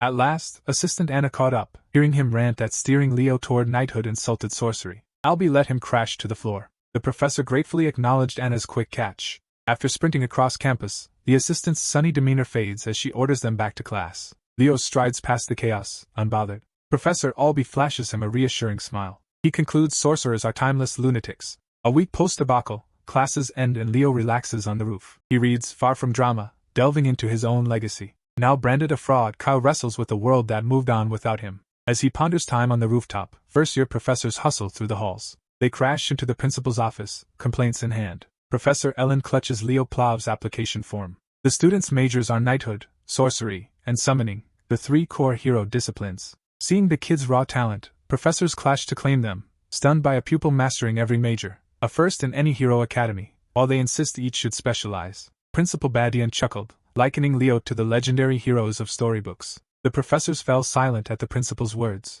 Principal Badian invoked the prophecy of the fifth-grade hero, the hero of the beginning. Kyle is famed as the sole person ever to master every class. Celia and Chelsea gasped for breath, sprinting around the track. Carr found Leo lounging under a tree and wondered why the girls trained so hard on a weekend. Chelsea begged Leo for training. He agreed, though their drills boiled down to endless laps. Leo replied that beyond weapons, a hero needs boundless stamina, hence the relentless cardio. Chelsea is now convinced that stamina is the battle mage's greatest asset. During break, the girls swarmed to Leo, who handed them water to hydrate. Surprisingly, Chelsea enjoys weekend stamina drills and wants to run alongside Leo. When Celia heard that, she spat out her water, the trauma of training with Leo flooding back. He'll lead the run, though Celia swears she'll never join him again. Observing their interaction, Carr interrogated Celia and Leo, even suspecting they were dating. Celia cleared the air. They're only cousins. Leo is her paternal aunt's son. The reveal that Leo carries Zerdinger blood stunned both Carr and Chelsea. Finally, Leo rose, stretched, and joined the women for another brutal cardio session. Not one to idle, Carr left, intent on exploring more of Lemuria City. Celia tried to follow Leo through the serene city, but he already hauled his cousin by the hair. Training day had begun. Carr scoffed, convinced none of the nobles in his circle possessed a shred of dignity. At last, the long-awaited class assignment day arrived. Leo headed to his assigned room, Class 1-5. Inside, Carr was already seated, beckoning a friend to the adjacent chair. The shrewd businessman arrived first, already aware of his assignment. Carr's knack for intel is unrivaled. Chelsea occupied another seat, looking half-dead after a grueling weekend of Leo's training. Carr inquired about Leo's torment for the girls. Leo replied they only covered the basics. 2 low-rank extras peeked into Class 5, the class of anguish, sneering about how many juniors would survive the semester. A lazy voice cut them off, declaring the mocking seniors even more pitiful. The extras spun around, their blood instantly chilling. A disheveled man with dark, tangled hair and a scruffy beard loomed, his aura oppressive. He was Herod Edmund, homeroom teacher of Class 1-5, dubbed the Wailing Wall. He commanded the extras to form a human chair, and they obeyed in terror. Sitting on their makeshift throne, he derided his class as worthless dregs, labeling Class 1-5 the lowest scoring, failure-prone cohort. Professor Edmund was certain the students already whispered rumors about him. He asked if anyone knew why he'd taken on the cursed class as advisor. Carr raised his hand, replying that the Wailing Wall stepped in to lift everyone's grades. Edmund, already aware of Carr Thomas's full name, noted the answer fit a student ranked dead last, then shifted. Does anyone here grasp Illumin Academy students' duty? Chelsea boldly answered. Our duty is to capture the hero's world through practice missions. Correct, Edmund replied, but his eyes lingered on faces destined to die minutes after stepping into the hero's world. Then why not expel these weaklings who only drag their teammates down? He sneered, exactly why he sees Class 5. That's why they call me the Wailing Wall. As fear rippled through the room, Leo remained the lone stone, unmoved. Edmund silently judged that Leo could survive a drop into the hero's realm right now. Change you to training gear and meet me on the drills, he commanded. First day, first combat lesson, he announced. Class 5 obeyed, lining up on the track in seconds. While the sun beat down, Edmund erected a massive umbrella, a lawn chair, and chilled drinks, ready to reshape their corrupted mindsets. He posed a final query. What will truly save them when the real world turns cruel and fragile? Nella Carvin, a shy knight major with a rare healing aura, meekly replied she'd be saved by her comrades. Edmund retorted that only their own skill can save them, master danger, then protect others, and asked who trusted their own power. A bright, fiery voice rang out, declaring confidence in her abilities. To test her, the professor demanded she conjure a fireball to prove she's a true magical knight. The bold, upbeat Eliana Layden, a dual-class magical knight, stepped forward. After she launched her fireball, Edmund remained unconvinced. He scoffed, calling its size and heat barely enough to kill an ant. Fueled by his taunt, Eliana poured extra mana into her spell. She birthed 2 massive fireballs, engulfing the arena in a raging inferno. Edmund sneered, mock-praising the display while sipping his juice box. Summoning a tiny wind orb, he challenged Eliana to strike it with her fireball. The orb transformed into a mischievous wind spirit, soaring freely. It darted toward Eliana, mockingly brushing her nose. It sneered at her flames. The hot-tempered Eliana seethed with fury. She unleashed fireballs in every direction, desperate to clip the pesky spirit. But her mana drained on attacks that never landed. Professor Edmund cut in. What's the use of bigger, more numerous spells if you can't hit? He reminded them the lesson was mastering effective skill use. They must sharpen their abilities and exceed their limits. That's the hero's path. The Wailing Wall smiled, declaring class wouldn't end until someone captured his wind spirit, Sylph. Leo listened silently, aware the professor's harsh words ring true. He decides to give the class a shot, catch the Sylph. As the class sprints around the track, Professor Edmund fixes his gaze on Leo Plav, determined to see if he's just another empty talker like the legend Kyle. Yet even with everyone joining the hunt, the Sylph darts circles around them effortlessly. From afar, Leo channels his aura, anchoring it to his feet. He bursts forward like a scarlet cannonball, leaving chaos behind. His speed hits its peak, focus razor sharp. Perhaps he truly is the first all-class hero. Carr and Chelsea are already winded, unable to match the lightning-fast spirit. Our hero surged forward, his entire form ignited with a blazing aura. Employing the advanced aura step technique, he vaulted skyward, targeting the Sylph's blind spot. Harnessing aura step's gravity and momentum, he dove down, giving the Sylph no chance to evade. He missed by a hair, his first strike falling just short. Yet his grin revealed no disappointment. He deftly shaped the swirling aura in his palm, creating a luminous thread that latched onto the Sylph's foot, anchoring the wind spirit for capture. Before any Class 5 could claim it, lightning-fast Duran snatched the stunned Sylph. As expected, his speed was phenomenal, but the Sylph fell only because Leo's aura thread halted its flight. Yet the brat's smug grin remains utterly irritating. A new figure entered the field, clapping gleefully. It's Sejin, the pompous homeroom teacher of Class 1-1, currently second in the graduation poll, blazing his class's talent and offering to teach the fifth-year students. Meanwhile, Professor Edmund lounges in his chair, sipping a juice box and ignoring the chaos. He hands the day's lesson to a colleague. Although Sejin sits second in the poll, the relaxed professor consistently tops the list each year. Students, especially Carr, are eager for the showdown between the two pillars of Lamine Academy, both veterans of 20-plus years whose former apprentices include Professors Ein, Jura and Len. Caught in his ramble, the adorable Nella Carvin asks, "How do you know so much about the academy?" Unfortunately, the boy lacks any charisma and tends to scare everyone away. Professor Sejin scoffs, intrigued by his rival's mysterious plans for the troublesome freshman class. He challenges Class 5 to a showdown against his own Class 1. The contest will be the Academy's legendary ball game, Batera. Professor Edmund rises, hailing Sejin a genius. He shakes Sejin's hand, insisting that hands-on experience is supreme. Having accepted, Edmund reclines, delegating all officiating to Sejin. Sejin can't understand why he constantly loses the graduation vote to the laid-back Edmund, his students watching with pity. The Wailing Wall reminds Class 5 that the Batera match is their chance to hone their skills. He adds a stark warning, lose, and the entire class faces expulsion. The news stuns the students, many of whom have never even met him before. And their rival? Class 1, armed with 3 captains. Herod brushes off excuses, demanding they push even harder. He assures them there's little left to fear. After all, they have the freshman's champion on their side. He orders Leo to pick 6 competitors for the match. Pondering the command, Leo senses a hidden test. It isn't disdain. The newcomers have already lost their fire. With morale shattered, Leo suspects Herod wants him to rally the hopeless Class 5. Class 1's instructor conjures the arena with a burst of magic. Leo believes the Batera bout could be the key to lift his classmates out of despair. The Academy's elite leadership now squares off against Class 5. Even Chelsea is breaking into a cold sweat. She rushes to brief Leo on Batera, a centuries-old combat sport the Academy reveres. To her, it sounds no different from a simple ball game. Thomas cuts in, warning it's far deadlier than any playground match. Sword-wielding Celia taunts Chelsea. She looks pale, defeated. Celia's bait sparks Chelsea's fury, vowing never to surrender. Leo stays ice-cold, urging everyone to chill. Victory is within reach. Celia, seething, is eager to flaunt her training results. Chloe is determined to defeat the freshman rep, vowing a different outcome this time. Sejin orders everyone to enter the arena. Leo scans his classmates, seeking volunteers. Chelsea and Eliana step forward, knowing loss means expulsion and fighting with everything they've got. Thomas and the rest swiftly follow. Leo signals the professor. Class 5 is ready. Sejin brandishes the ball and flings it skyward. Every player on both sides locks eyes on the soaring ball. Duran and Leo dive for the ball as the match erupts. But Lightning Boy, a blur of speed, a split second faster, snatches it, seizing the initiative. With the game barely underway, Leo decides now's the perfect moment to learn the rules. The rules are simple. Channel aura into the ball and launch it into the goal without touching it. First team to 11 points claims victory. Duran goes on a rampage, hurling the ball at thunderous speed.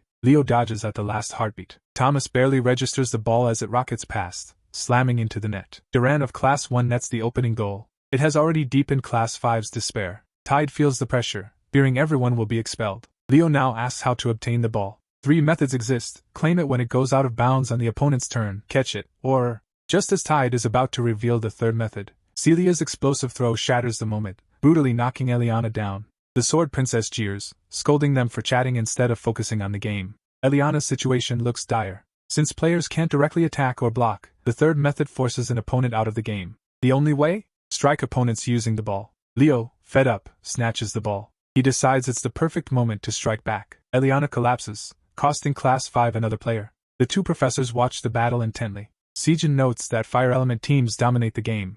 Zerdinger's house wields the fiercest flames of all. He puzzles over Herod's gamble, where the Sword Princess sits in Class 1, seeming impossible for Herod's team to rally. The indifferent professor merely yawns, dismissing his concerns. Herod turns to Sejin, recalling his first Zerdinger pupil. She's the feared empress of Batera, a true monster on the field. Herod proudly announces his child now fights for Class 5. The revelation rattles Sejin to his core. The match resumes. Class 5 whines, lamenting their choice to join the academy. Celia spots Leo igniting his flame. She sees his resolve finally solidify. He charges a searing fireball, unleashing it at a terrifying velocity. Only Chloe's icicle mountain can halt its fury. She flaunts her triumph, convinced she's stopped his strike. Leo materializes beside her, reads her like an open book, and declares he'll score no matter what. He leaps upward, smashing the ball with a thunderous punch. The blow tears Chloe's barrier apart like soft butter. Even Sejin nods, impressed by the freshman's razor-sharp battle IQ. Class 5 erupts in cheers, rallying behind their new champion. The Class 1 professor finally realizes the real match is just beginning. Suddenly, a torrent of golden points erupts, flooding the scoreboard, and the tally skyrockets. He rockets his score up to 9. The clash against 10 leaves many players incapacitated. Lightning-fast Duran unleashes his strike. He hopes this throw will end the match. Thomas ultimately sacrifices his own body. He pours everything into stopping the ball, catching it as his mana wanes. Thomas collapses, tying the teams. Class 5 now has only Leo, while Class 1 retains all 3 captains. Their sheer numbers spell a severe disadvantage. Ice Mage Chloe, still bitter from her last defeat, readies revenge. She summons countless copies to bolster her defenses. Leo launches his final leap. Celia and Duran watch. His feet spring off the ground. He blitzes with inhuman speed. The 3 captains gasp at his vanishing velocity. Leo flash steps so fast that he dribbles past Celia unnoticed, bypassing a head-on clash to target the goal. Chloe now bears the entire defense. She scrambles to spot the real Leo among the copies. Even analyzing his magic exhausts her as Leo zooms by. Chloe hits the ground, defeated. She wonders how a mere human can wield elf magic. Not even the 3 captains can stop him. Class 5 claims the decisive victory. The crowd erupts, chanting Leo's name. The Class 5 team celebrates, having escaped expulsion. Sejin learns Herod staged the death grounds just to win. The 3 captains are left shattered. Sejin knows he must confront them. He approaches Chloe, asking if she's bitter about the loss. He tells her that, win or lose, they must honor their opponents as tradition dictates. He acknowledges their effort to clinch victory for Class 1. Sejin brims with pride for both the diligent students and the supportive cheerleaders. His radiant words uplift the crowd, stealing their hearts. Herod, however, spares no poetry. He bluntly brands them losers, provoking irritation. Both classes gave their all on the field. Class 1 showcased their raw talent. Class 5 displayed relentless perseverance, fighting to the final whistle. Sejin stresses that surpassing their limits secured the win, urging both rival classes to learn from one another. They clasp hands, rivalry burning bright. Celia provokes Chelsea. Chelsea fires back with her own barb. Thomas grins wildly as he shakes Duran's hand. Duran watches, pale as a phantom. Chloe teeters on the edge of tears and shame. Leo reaches out, lauding Chloe's effort and insisting a bit more experience could make her extraordinary. She initially reads his praise as mockery, but his earnest gaze convinces her. She reconsiders, vowing to surpass Leo someday. He shakes his hand. A month later, the trio dines together as Thomas asks about their club plans. Leo declares he wants to start a club, driving Thomas crazy. Chelsea, his biggest fan, volunteers to join on the spot. He names it the Hero Research Society. Though odd, Leo aims to uncover the lost hero Kyle, dismissed as mere myth. Thomas doubts anyone will sign up, yet Chelsea is genuinely eager to join. A sudden commotion erupts nearby. It snaps Thomas to the day's significance. Today the 5th-year seniors return, fresh from clearing the dungeon. Scattered hero record fragments sometimes spawn dungeons themselves, known as hero dungeons. Academy seniors tackle these hero dungeons, retrieve fragments, and disappear for weeks, sometimes months. Leo assumes his mother once braved similar raids. Chelsea spots the seniors and recognizes them as the Academy's elite. Enter the hulking Easterner, Lee Jemua. Beside him stands the Southern beauty, Torawayan. Lastly comes Ulta, the comfort clothing aficionado. Yet one is absent, the Academy's strongest, Council President Reese. Thomas begins to speak of him when, suddenly, our boy vanishes. Rumor says the feds whisked him away for being too OP. Just kidding. Celia darts outside, pulling him along. It turns out Reese, the council president himself, has called our boy in for a private meeting. Leo, confused, asks why the sudden summons. Celia thinks he's clueless about school affairs but will explain when he arrives. He takes a seat that leaves Celia puzzled. Then the sword princess leaps to hug her brother. Yes, you heard that right. Reese, her brother, is thrilled to meet Leo, who aims for top of the class. They share a dumpling feast together. Yet, for some reason, Celia fidgets, uneasy about tasting it for the first time. She plunges a bite into the dish. Instantly, the flavor thrills her palate. Her brother finally brings her to this eatery, eager to meet Leo, whose mother once commanded legendary respect. He recalls how Leo's mother was famed throughout her school days. She was the overachiever who chased every legend. She even bragged, dismissing the Academy's desserts as inferior. Once, she rallied the entire student body to storm the principal's office. Celia gasps at the notorious tale. The siblings share a moment of delighted chatter. Meanwhile, Leo, awed by Reese, deems him truly the Academy's pinnacle. Soon, he's on the path to become a hero. Reese declares it's dessert time. He orders them out as he settles the bill. Just as they head out, Reese spots a mysterious item tucked in his blazer.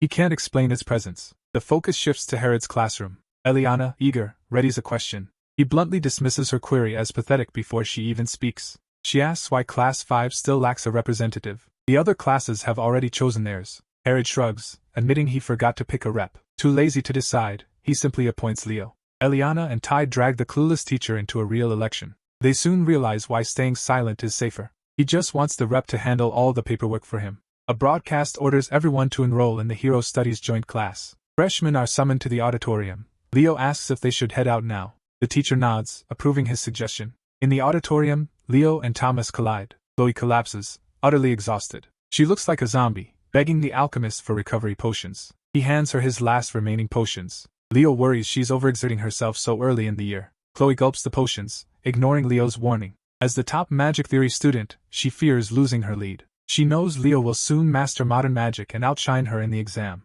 Thomas fails to grasp the pain of second place, prompting Chelsea to remind him of Chloe's status as the tower's premier magician. While battle mages ignore theory, for Chloe, research is the tower's lifeblood. Her pride hangs in the balance. Chelsea scoffs, wondering if the alchemist is even a real mage. Even after the potions, Chloe looks drained and spots something odd. Headmaster Callian watches the damaged hero's page flare unexpectedly. Reese hands over the page, insisting it reacted to an unknown trigger. The page is inexplicably scarred. No relic was nearby, yet it reacted. Callian asks whether it reacted after the incident. He learns it hasn't shown any further response. Deep in thought, Callian decides to investigate the matter alone. He orders Reese to rest, noting his recent return from the mission. Callian summons his aide Elena for a briefing. He brings the damaged hero's page to the Hall of Beginnings, insisting it be shown at the first-year joint class. Tiny fragments can react when the hero named on the page touches them. Leo, though no one realizes it yet. The auditorium buzzes as the first-years begin their inaugural joint class. The clamor forces the normally sweet Professor Artian to demand silence. They ignore her plea, continuing to chatter carelessly.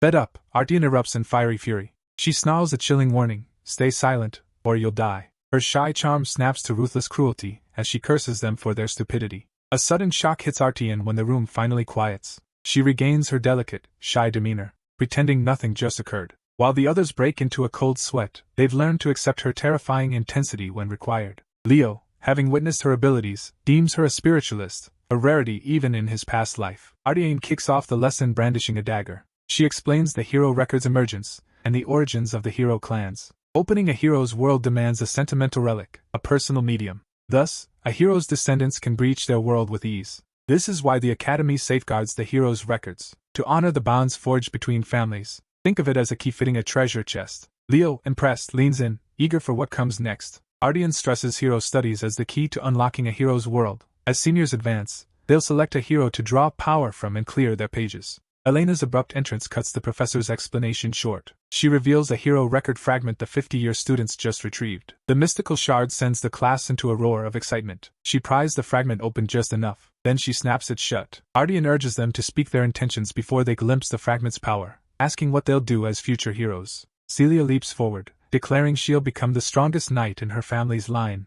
earning Artian's admiration. Chloe, meanwhile, aims to craft a spellbook that chronicles her own original creations. The students trade ambitions with one another. Thomas aims to support the hero candidates. Finally, Leo rises to announce his bold ambition. He vows to annihilate Erebos once and for all. His proclamation silences both classmates and faculty. Artian steadies the lesson, though Leo's words shake her. Other classes whisper, dismissing his goal as empty rhetoric. Professor Herod is baffled, knowing Leo never speaks without purpose. Erebos has been shattered and sealed for a millennium, yet its fragments have resurfaced recently. Even a single fragment can unleash catastrophic destruction. But this kid has dared the impossible. He aims to annihilate not just a fragment, but all of Erebos. Artian now opens the hero's record, letting each class guess a page before revealing how to cleanse a hero's world and warning them of unforeseen complications. She reminds them that the professors are watching, so they must avoid reckless behavior. The students, thrilled and tongue-tied, finally get to touch a hero's record. Artian calls each class's representative forward.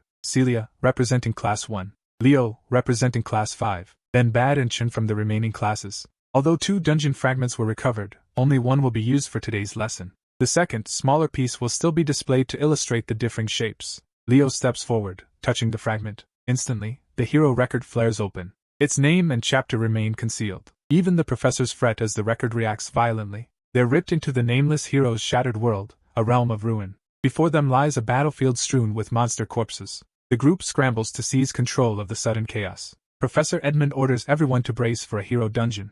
Quick-thinking Professor Sejan spots a distant fortress wall. Leo recognizes it as the Age of Catastrophe's final defense. If his theory holds, it's the walls of Garda's lawn. With the timeline aligned, only Leo knows what's happening. From afar he hears a familiar voice call his old name, Kyle, apologizing that her unfulfilled wish was foolish. The voice belongs to a woman now revered as a legend. She's Lysinus, an original hero and Kyle's comrade, whose once foolish wish was to save the world, and they did. Seeing a friend from millennia past floods Leo with overwhelming emotions. Confronting Lysinas on this shattered battlefield exceeds his wildest dreams. Her smile illuminates the entire hero's dungeon. Reality shatters, hurling everyone back to the material world. The sudden shift occurs when Kyle snatches the tiny, unknown hero's record meant only for display. Chinchilla panics, asking the professors what just happened, but they have no answer. Exasperated, Professor Edmund announces class suspension, urging calm and an orderly exit from the auditorium. As the crowd stumbles out in confusion, Leo remains at the podium, clutching the torn scrap, lost in thought. He's convinced the scrap is his, Kyle's, page, the key to his mission. Professor Edmund watches, intrigued by Leo's deep contemplation. When the chaos dies down, the students scatter to empty classrooms, as the day's classes are cancelled. In a vacant room, Leo recounts their glimpse of the legendary Lysinas, the king of wisdom. Chelsea's eyes sparkle, realizing the academy has uncovered her hero's record, a historic moment. Eliana clenches her fist, angry that she missed the chance for class president and the golden opportunity, while Carr rolls his eyes, doubting she ever stood a chance. Provoked, Elian launches a flurry of punches at the unsuspecting boy. The noise draws Professor Edmund, who storms in to chastise them for the disturbance. He offers a stark choice: stay for self-study or face expulsion, his sly grin leaving them unsure if he's joking. As the professor left, the students fell silent, avoiding any further trouble. Lost in thought, Leo wondered why his hero record lay in tatters, its world unrecognizable even to him. The opening prompt concealed both the world's name and the record's chapter. It seemed someone deliberately shattered his record, erasing a legacy that grants a hero's power. Sabotaging a record signals a desire to block a new hero's rise. The prime suspect is Erebos, fragmented yet limitless, fueling Leo's burning drive to uncover the truth. A month of dull school days slipped by after the record fiasco. Switch to the magic department, where flamboyant Professor Horst outlines the midterm. First years must craft original magic. The prospect of unique magic sends a chill through the novice mages. Original magic showcases a mage's individuality and power, yet in today's era of standard activation techniques, few dare to forge their own spells. Original magic can become a hidden ace for life or death moments. Its roots trace to star magic, an elf's basic spell and a mere echo of true original magic, wielded fully only by Luna, Nebula's founder and legendary hero. When Professor Horst stressed the midterms, Chloe's eyes narrowed. Beside her, Leo spotted a strange book on her desk. The book exuded a dark, unsettling aura that sent shivers down his spine. Noticing Leo's curiosity, Chloe swiftly slipped the tome into her bag. "That looks like a grimoire," Leo whispered, just as Professor Horst dismissed the class, wishing them luck crafting their own spells. As the freshmen drifted out, Leo lunged after Chloe, seizing her hand. She shot him an indignant glare, stunned. Leo flashed a smile, inviting her to lunch, though he had his own agenda. Seeing her slyly conceal the grimoire sharpened his curiosity. Chloe swatted his hand aside, claiming she's too busy, already focused on beating him in the upcoming exam. Just as tension peaked, Carr breezed in, teasing Leo as a rascal daring to challenge the Ice Queen's top spot. Though she trails Leo in technique, she refuses to let anyone outshine her in pure magic. Clenching her fists, she swore to claim the midterm title at any cost. Leo realized backing down would betray her fierce determination. So, like a true sportsman, Leo extended his hand and she accepted, promising to train hard, her gaze as icy as the Ice Queen herself. From the sidelines, Carr watched, amazed by Leo's sly hand-stealing technique. As the sun set, Leo stepped into the towering Hall of Heroes. He'd heard the forbidden Lumini Academy library hides within its depths a possible key to his erased record. Climbing the marble stairwell, his aura caught the attention of senior students. Near the summit, a voice called his full name. A tan-skinned senior with curly hair and round glasses, a true standout, appeared. Chewing bubblegum, she introduced herself as Toru Ian, a fifth-year magic prodigy praised by Professor Len Horse. Leo bowed politely, offering a brief greeting without reading too much into the encounter. As he tried to move on, Toru stretched a leg, blocking his path and demanding a first year's purpose in the tower. He answered honestly. He was there to meet the student council president. Impressed by his confidence, Toru's curiosity was sparked. She warned that if he devoted himself solely to the magic department, the tower would flood him with opportunities. She pressed the point even though he was already enrolled. Terua finally withdrew her leg, and Leo moved on, thanking her for the courtesy. With a thinly veiled threat, she insisted he name magic as his primary focus before the semester ends. Her message was crystal clear. It was up to him to decide how to interpret it. Leo answered with his signature polite smile. When he reached the top of the staircase, he ran into a group of seniors heading even higher in an elevator. He slipped inside and pressed the button for the 9th floor. To his embarrassment, the panel wouldn't respond no matter how many times he pressed it. He hammered the button repeatedly, the stubborn lift testing his patience as he risked being stuck there. A friendly voice revealed that the button only activates when fueled by mana. The voice belonged to another senior, more upbeat and polite than Terua. The kind-looking, broad-shouldered fifth year from the night department, Lee Zamua, flashed the first-year rep a toothy grin. Leo bowed politely again, returned the greeting, and, like Terua, was asked by Lee what brought him to the Tower of Heroes. He smiled and replied that he was there for a meeting with the student council president. Lee's interest piqued. Rarely does a freshman show such boldness, marching straight into the president's office without a hint of fear. He suggested Leo seriously consider the night department as his primary path. Tired of the same old pitch, Leo let out a dry laugh. After countless interruptions that stalled the conversation, Leo finally arrived, knocked, introduced himself, and asked President Reese for entry. A warm voice from behind the door beckoned him in. President Reese, buried in paperwork at dusk, greeted Leo with a smile. He cut straight to the chase, sparing the president's time. Leo demanded access to the Academy's forbidden library. Reese's expression hardened. He knew Leo wasn't one for games. He explained the stakes. Only 2 paths lead to the sacred forbidden library. First, conquering a hero dungeon and returning its pages to the hero record. Realizing that route was out of reach, Leo pressed for the second option.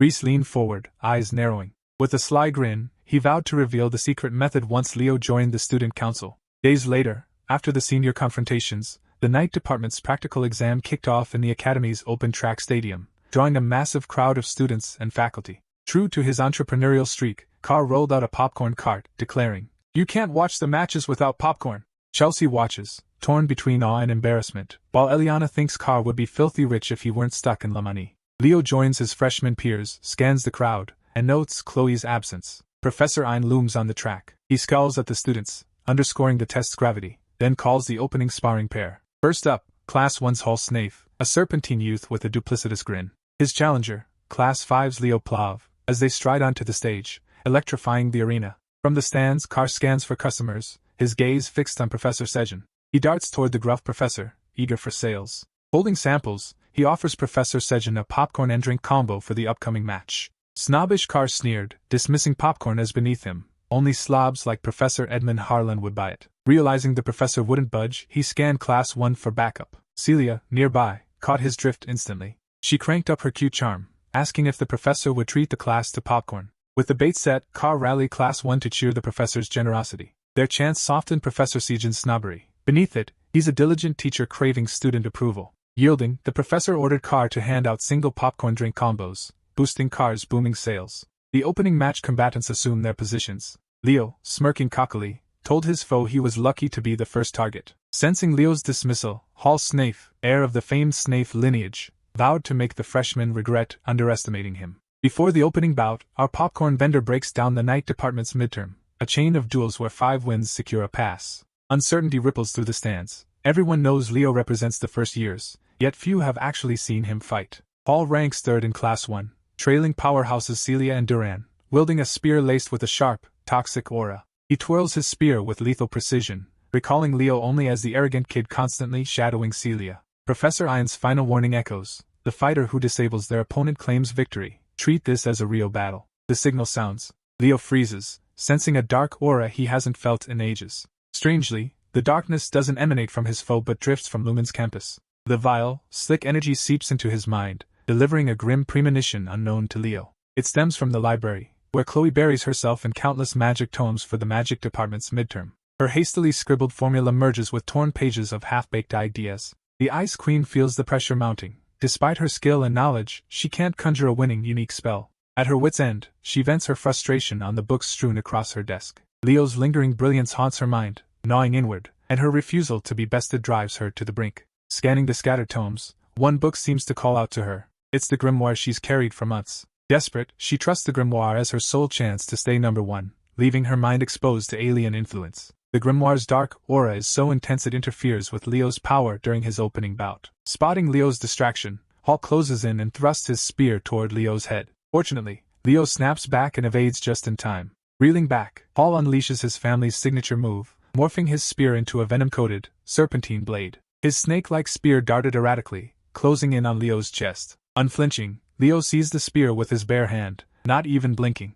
Hall Snafe staggered. Stopping that strike must have taken massive force. Caught off guard, Hall dropped his grip as Leo ripped the weapon from him. Refusing to release, Hall was yanked along, looking like a clueless amateur when the spear pulled him in. Leo added insult to injury, slamming a hardened fist kiss onto Hall's cheek. The blows sent the snake boy careening across the arena like a rag doll. Though briefly distracted, Leo, a seasoned veteran, never repeats such carelessness. Humiliated, Hall pumped his aura to the limit, flooding the ring with toxic green mist and daring Leo to stop his showmanship. Hall figured that, since rumors claim Leo lacks aura, he could exploit his own strength. The swirling green fog proved his point. Leo ignited his fiery aura, mocking the rarity of poison auras. When the toxic mist neared, Leo effortlessly incinerated it, his confidence unshaken. Hall intensified his aura, convinced only flames matching Celia's could secure his victory, all while he swelled his ego. Leo closed the gap unharmed, ready to punish the arrogant boy. Leo sprinted forward like a JoJo hero, his fire utterly annihilating the poison. The arena's kaleidoscopic auras electrified the crowd, popcorn in hand. From the Class 1 seats, Duran observed, his scowl ever present. Celia stared in disbelief as Chelsea roared, admiring every move Leo made. Celia never imagined Leo had already amplified his flame to such terrifying heights. Hal Snafe, caught off guard by the approaching blaze, realized Leo's fire now rivaled Celia, the batch's top knight. Who would have guessed a scholar-majoring prodigy could fight like a true knight? Still, Hall steeled himself, ready to unleash the secret move he'd saved for a showdown with Celia. He never imagined he'd have to use it against Leo Plav in the midterm opener, shaping his aura into a poisonous serpent and hurling a snake prison at his foe. Intrigued, Leo let the serpent trap him, standing motionless as he studied its deadly form. Hall basked in his perceived brilliance, flashing a blush-tinged grin toward Celia in the stands. He'd crafted this technique to match Celia's flame, hopeful this debut would finally close the gap. In response to his shy flush, Celia sighed and gestured toward the opposite side of the arena. Hall's brief arrogance blinded him as Leo heated the snake prison,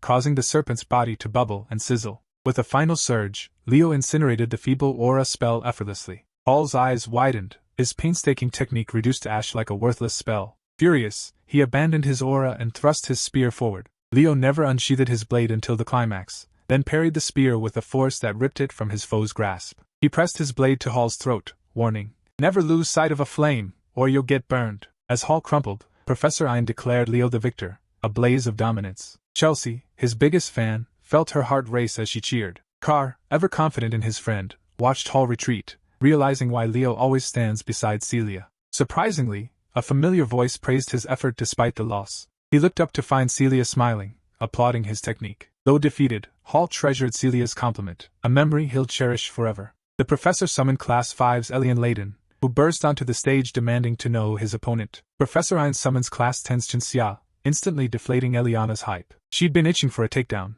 but now faces a top 3 Knight Department contender. The two women lock eyes, poised opposite each other, awaiting the signal. Chinxiao offers a calm bow and a smile, her courtesy radiating confidence. Undeterred, Eliana returns the bow with a fierce grin, ready the moment the signal fires. Chinxia fluidly summons a shimmering water aura. Tidal currents swirl around her, serene as the sea. Eliana's resolve ignites into blazing wildfire, rapier in hand. She thrusts at maximum speed, while Chinxia encases herself in a protective water sphere. From the stands, Leo notes that absorbing that rapier strike would be brutal. Charging headfirst into Chinxia's water aura shield, Eliana's haste backfired. She gambled on a single strike, and paid the price. Chinxia's water sphere isn't just defense, it scalds anyone inside. In the second bout, her calm power effortlessly seized the advantage. Eliana rose, shaking off the crushing blow, convinced she hadn't performed that badly despite the loss. Leo saw it coming, a disastrous matchup, but the fight could have lasted longer and favored Eliana with a cooler head. For the day's third duel, Professor Ein summoned Knight Department A Celia Zerdinger of Class 1. To everyone's shock, the upcoming clash promised a blockbuster. No one foresaw this early. Her opponent? The perpetual runner-up of Class 1, Duran Moira. Celia glanced at her grumpy classmate, smiled, and sensed an exhilarating fight ahead. Despite her grin, Duran's intensity is unmistakable. From the stands, Carr, high on his own supply, somehow secured a 3D glass. He tossed the whole bucket to his seatmate Leo, sharing the treat as all eyes fixed on the stage. A clash of titans rarely occurs, and the atmosphere lived up to the hype. The arena ignited, electrifying energy crackling as both offensive auras roared and blades drew, heralding the battle for top student. When the signal blared, Duran, grimacing, lunged with lightning speed, his sword fused with his body in a thunderous strike. Yet Celia, a master swordswoman, reflexively parried the opening blows. For the first-year spectators, it was their inaugural glimpse of the top scorer's raw power, eyes glued to the nail-biting duel. Carr leaned over, asking Leo who he backed. Leo, popcorn in hand, calmly predicted Celia would fall if the pace held, surprising Carr, though he still hadn't ruled out his cousin.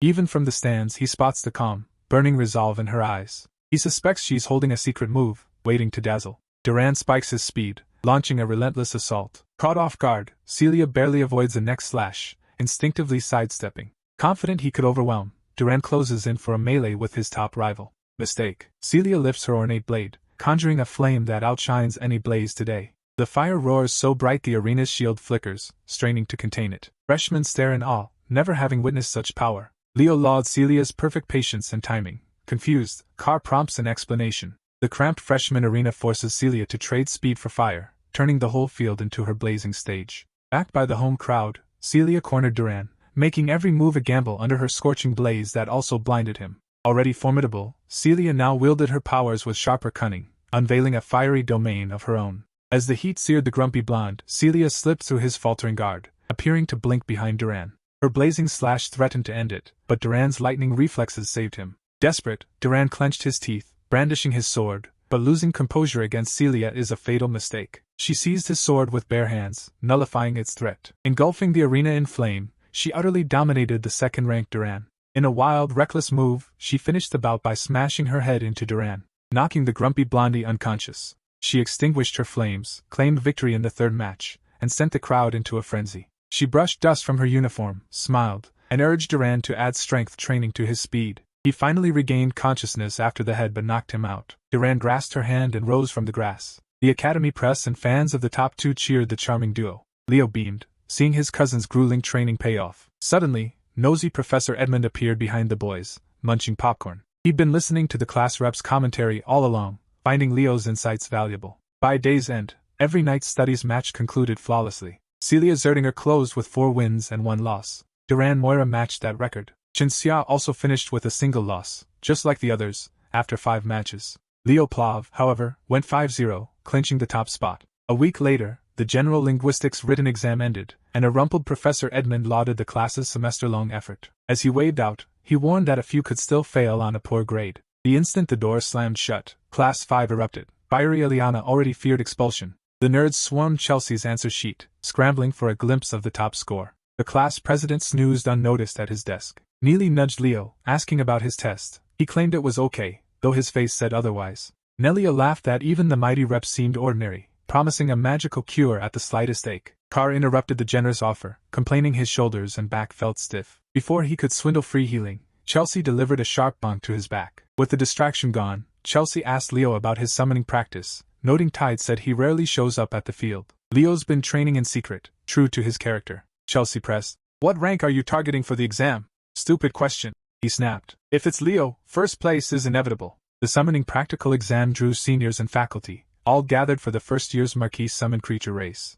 Third-year Lumine Summoner Rumba Test provided live commentary. Amid the pomp, Celia asked the student council president's brother if this was a test. He explained the creature race is a historic department tradition and a highlight of the interdepartmental exchange. Whenever an event pops up, Carr sniffs out profit. He's already hawking popcorn and cola, and the race hasn't even begun, yet his stall's sold out. The audience roars with excitement, reveling in the chaos. Meanwhile, a tense hush blankets the stage where the contestants stand. Freshman summoners tremble, the spectators clamor only heightening their anxiety. At the front, the race's frontrunners, Leo, the silver-haired lady, the pale-haired gentleman, and Chinxia, focused intently on the upcoming challenge. Eliza Hergen, the icy-tressed scion of the famed Northern Summoner heroes, approached Leo, lauding his stellar night studies performance before probing his readiness for the summoned creature race, doubt flickering in her eyes. She's not wrong, she never saw him train with the group, despite his claims of being fully prepared. Leo's name was shouted across the room. The crowd immediately doubted his readiness, demanding he step aside if he wasn't serious about summoning.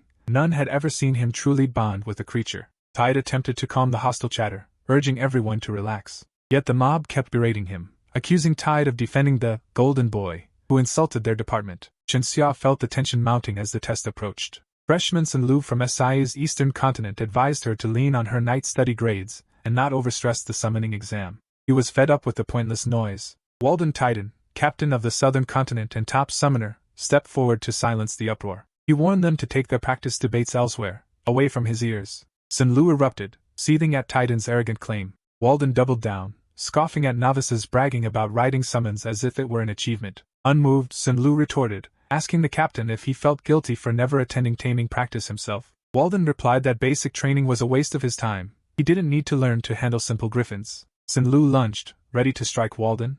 Leo intervened, seizing Sun Lu's arm to defuse the tension. He warned that any brawl before the exam would mean disqualification, not just a penalty. The warning was enough to make Sun Lu step back. Tide approached Leo, apologizing for the freshman's hostile vibe. He explained that the summoning department has a wide skill gap between majors and minors. Because Chinxia and Lu, not dedicated summoning majors, rank so high, the second years chastise the freshmen for allowing it. Despite skipping practice, they label Leo a careless golden boy, though he has no intention of half-heartedly racing. From the shadows, unsavory eyes linger, watching the spectacle with keen interest. A dark aura surrounds a hooded figure, obsessively fixated on the race, and one particular student. That student is Sun Lu, whose very presence radiates an unnaturally intense power. He's prepared to wield that power to crush and even kill anyone standing in his way to win. Before the signal, Runba test outlines the competition's rules. Freshmen may only employ summoning. Dual-class students are barred from aura or magic. When the clock starts, they must tame a randomly assigned griffin from the stables. Then they soar, navigating the sprawling island of summons. Afterward, the Silent Lake marks the turn back toward the academy. Who will dominate the first semester midterm? South's captain or the Eastern challenger? Will Eliza uphold her family's legacy? Or will Sun Lu's secret ace rewrite the game? Or will Leo Plav unleash another record-breaking performance, cementing his reign? The racers lined up, eyes fixed on the starting bell. Miss Yura fired up her class, urging them to shake off nerves and trust their training. Panic means elimination. Instead, her pep talk only amplified their anxiety. She called the marks, then with a booming shout, launched the annual summoned creature race. Most students surged toward the griffin stables. A select group ignited the race, unleashing elemental summon creature techniques. Without warning, they unleashed their tech, blasting forward. All eyes were on Walden and Leo. Even the commentator could barely hide his shock when the opening buzzer rang. Summoning students turned on the crowd's favorites. Leo shouted at Tide, "Don't worry about me, just go!" Determined to focus, Tide rode his tamed griffin, ignoring the class rep. The crowd roared that it was unfair for summoners to target the frontrunners. Leo knew the rivals despised him, but he didn't expect such sabotage, yet Rumbates called it a shrewd, if bitter, tactic. Walden shattered the elemental spell with raw brute force in seconds. Still tinged with residual magic, he strode calmly to the griffin stables. He effortlessly tamed a griffin, mounted it, and offered Leo a hand if he struggled. Leo brushed off the offer, seeing it as child's play. Silently, Walden surged skyward on his steed, outpacing everyone. Leo remained the lone competitor grounded on the stage. Chelsea watched, concern flashing as elemental magic trapped him. Miss Yura surveyed the field, frowning. Freshman rivalries run deeper than she imagined, even targeting the top student. She knew Leo's strength lay in summons, not spirits, making escape seem impossible. Yet a blinding flash flooded the arena, halting all eyes. Leo closed his eyes, chanting a rhythmic incantation that summoned elemental sylphs to shatter his bonds. Mastery of the ancient spirit tongue is rare today, let alone a flawless chant. Leo Plav's knack for surprise never ceases. Miss Yura locked eyes with the boy's fierce resolve. She exhaled, realizing her worry was misplaced, and resolved to recruit him for the summoning department. Leo lingered at the start, while his rivals surged ahead. The bullies who ensnared Leo and Walden jeered, sure the South's champion would finish last. When the thugs pressed Eliza, she retorted she could have bested Leo and Walden without any dirty tricks. She also fretted over the summoning class's reputation. The goons merely wanted to humiliate the prodigies. Fed up, Eliza accelerated, warning the goons to think twice next time. Sun Lu sensed her sanctimonious tone, his anger flaring. At this speed, Lu can easily snag second place behind Eliza. Aside from her, he's the top master of aerial summons. Lost in thought, a swift griffin sliced through the goons' ranks. Chinxia wasn't just riding, she was surfing the griffin, and it was clearly working. Her unmatched speed, achieved without soul energy, forced Sun Lu's goons to shift their focus to the eastern contender after Zia appeared. She summoned a radiant spirit of light, then hurled it skyward. Sensing the assault, the aerial acrobat vaulted onto a griffin wing, advancing forward. As the light spirit neared, Chinxia leapt midair, executing a flawless skyward flip. The stunned novices gasped as she parkoured effortlessly out of danger. She landed, coiled her leg like a bow, then launched off her mount. She zeroed in on the girl who hurled the light spirit, converting her momentum into a crushing kick. The girl tumbled from her griffin, frantically shouting that Chinxia must have cheated. "She's clueless," they muttered. Chinxia used no aura, relying solely on raw martial skill. With the threat neutralized, she refocused on the race and surged forward. En route, she exchanged greetings with Sun Lu, a fellow from her home region. He snarled back, warning that crossing him would be a grave error. Though Sia lacks aerial prowess, Sun Lu faces far greater challenges. She senses a furious contender, angered by the start line chaos, barreling toward her. Suddenly, a colossal fireball erupted, scorching the sky crimson. Walden unleashed his terrifying spirit, scorching foes midair and repaying the childish sabotage with lethal precision. Walden's Skyfire is his revenge, a single-handed aerial onslaught. Seeing their allies fall, the goons fled in panic. Undeterred, Wall W, he unleashed relentless spell after spell, snaring each griffin and scorching the clouds. Back at the start, the commentator zeroed in on Leo, whose first-year reputation is at stake. After breaking the spirit lock, he must tame the last griffin or lose the race. Leo scanned the beast and spotted a deep laceration on its left wing. The fresh wound reveals the same goons who trapped him. Such cruelty is unforgivable. He seized the reins. The griffin recoiled, losing its composure. Forcing a wary beast without trust is a rookie mistake. From the stands, the Zerringer siblings watched. She worried, he intrigued, as Leo seemed poised to brute force the Tamtering. He knows the griffin's fury and fear, but must tame it in record time. Locking eyes, his icy stare chills the beast as he commands it to kneel. Sensing its life hangs in the balance, the griffin ceases its struggle. Calm returns, forging the rider-mount bond needed for the race. Leo pulls the shard from the wounded left wing. With a swift motion, he settles onto the saddle, ready to launch. He expertly guides the massive bird out of the stables. The camera zeroes in on the lone starter, the wounded wing Stark. Commentators whisper about a possible last-place finish. Leo silently shares the griffin's pain, feeling its lingering agony. In line with the contract, he summoned his soul-bound beast. The aura of the phoenix materialized mid-air, radiant as ever. With a single thought, Leo ordered the chick to mend the wounded wing. Phoenix flame engulfed the confused bird, which fought back in vain. Watching the feed, Celia was stunned she couldn't identify the flames. Her older brother quietly concluded it was neither Zerdinger nor Aura Flame, an entirely new force. On the front lines, the battered goons scrambled to evade crazy Walden and avoid last place. The real showdown had unlocked, and he was fiercer than ever. Cloaked in phoenix fire, Leo's griffin surged higher than ever before. Now that competition is in view, he pushes the beast to its ultimate speed. Just as Leo prepared to surge ahead, a massive dragon, at least it seemed, swooped into the sky. To Leo, who survived the past, that draconic silhouette feels all too familiar. It's a Fafnir. He doubted his eyes, but the beast was undeniably real. Minutes before this clash, Eliza broke from the lead to confront Walden head-on. She knows stopping the monster is her only shot at first place. With a casual snap, Walden unleashed spirit fire across her path. The fire detonated into a destructive cloud, yet she evaded unscathed and realized Walden was fusing wind and fire spirits into explosives. Walden's monstrous talent blindsides Eliza, leaving her reeling. Mounted on his griffin, Walden becomes an unstoppable, crushing wall. Yet Eliza, heir of a famed summoning lineage, still has hidden tricks.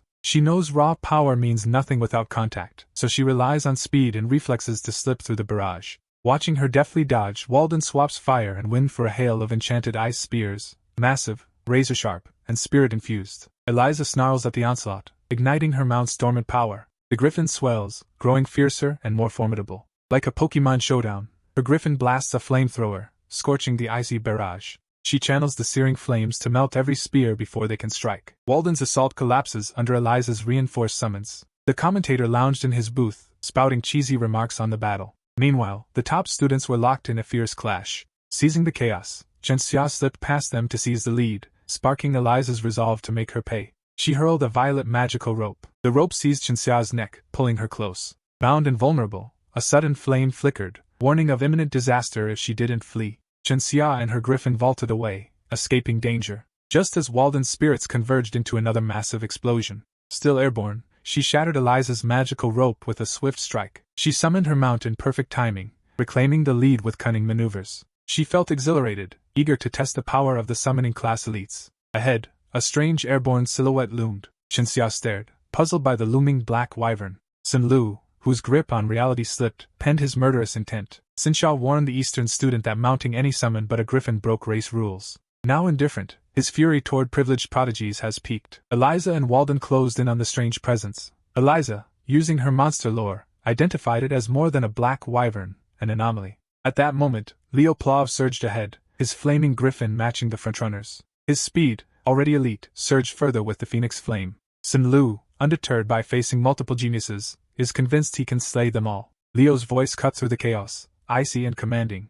Hovering above, he demanded to know how the fool obtained that lizard. Sin Lu scoffed, claiming jealousy, and boasted he had tamed the beast through his summoning prowess. Leo stared at the clueless rider, unaware he sat upon a Fafnir. That creature, once wielded by Tartaro's mages and thought extinct after Kyle's Age of Despair purge, shouldn't be summonable by any academy brat. Sin Lu dubbed the Fafnir a black wyvern, and commanded its laser breath to rip the sky. Leo and Walden dodged the beam. Eliza spun away, yet none were the intended victim. The laser locked onto Chenxia. Leo shouted a warning. Xia scrambled to raise an aura shield. Too slow, the shield crumbled as the laser shattered it, cracking the defense. The shield finally splinters into nothing. Chenxia's gravely wounded griffin collapses, sending them plummeting earthward, parachute-less. Leo darts into action at breakneck speed. He easily catches the free-falling Chenxia, intent on rescuing her. He orders Walden and Eliza to touch down immediately. The haughty top students obey, trusting his call. Above, the Fafnir circles the heavens, predator eyes fixed. A dark whisper grips Sun-Lu's mind,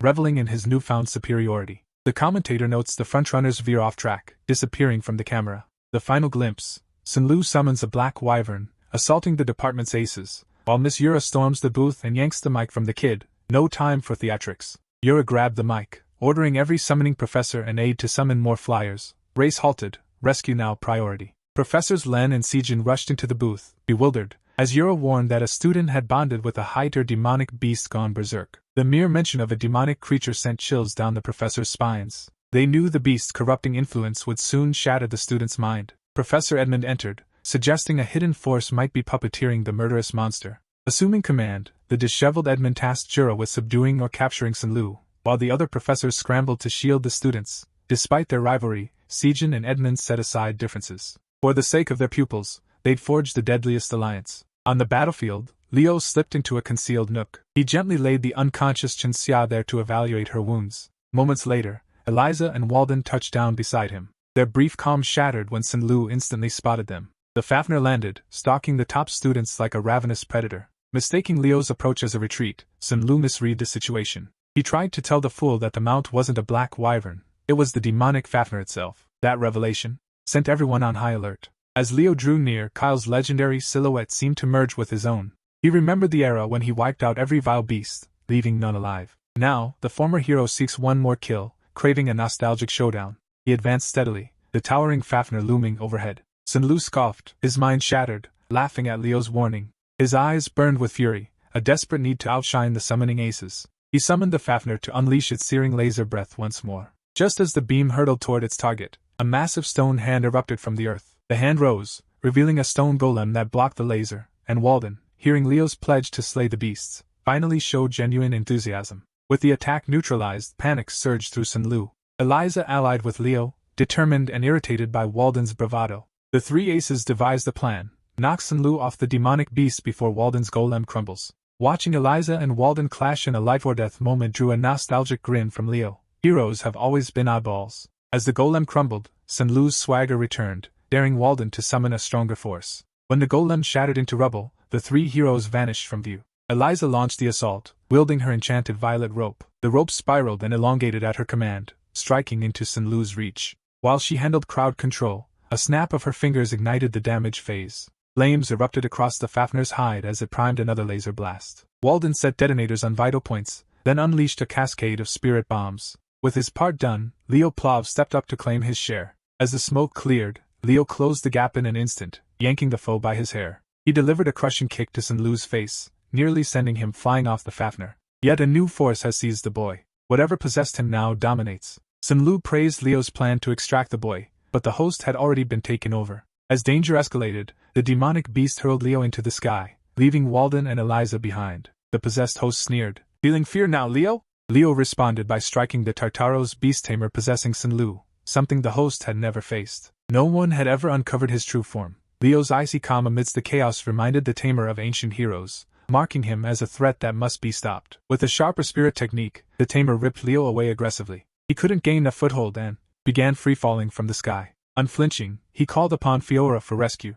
Phoenix flames streaked the sky while Leo twirled a fire orb, nostalgia flashing through his mind. He was Kyle, the original hero, and he proudly claimed he excelled at everything. Yet he never mastered a single art, a true jack of all trades, master of none. When Aura came up, Miles easily outclassed Aaron and Dueno. In magic, Luna outshone him without contest. His summoning paled beside Lucina's, a whole other tier. Still, his versatility let him fuse powers and pioneer unheard-of tactics. Drawing on Aura, magic, his bond with Fiora, and summon beast lore, Leo unleashed a devastating spell. Aura, magic, and soul energy each run endless, but together they forge unstoppable power. Fiora vanished, reborn as a teenage phoenix. Its blazing crimson plumage illuminated the sky as it seized Leo with fierce talons. The demonic beast roared, rattled by the phoenix's fiery aura. The handler's tone hardened, demanding Leo's true identity. Leo teased, offering a trade for the secret of Sun-Lu's Fafnir. Yet this prodigy knows the age of despair too well. he cannot be allowed to survive. Anticipating the Fafner's strike, Leo drew his blade, channeling the phoenix flame to its tip. Fortunately,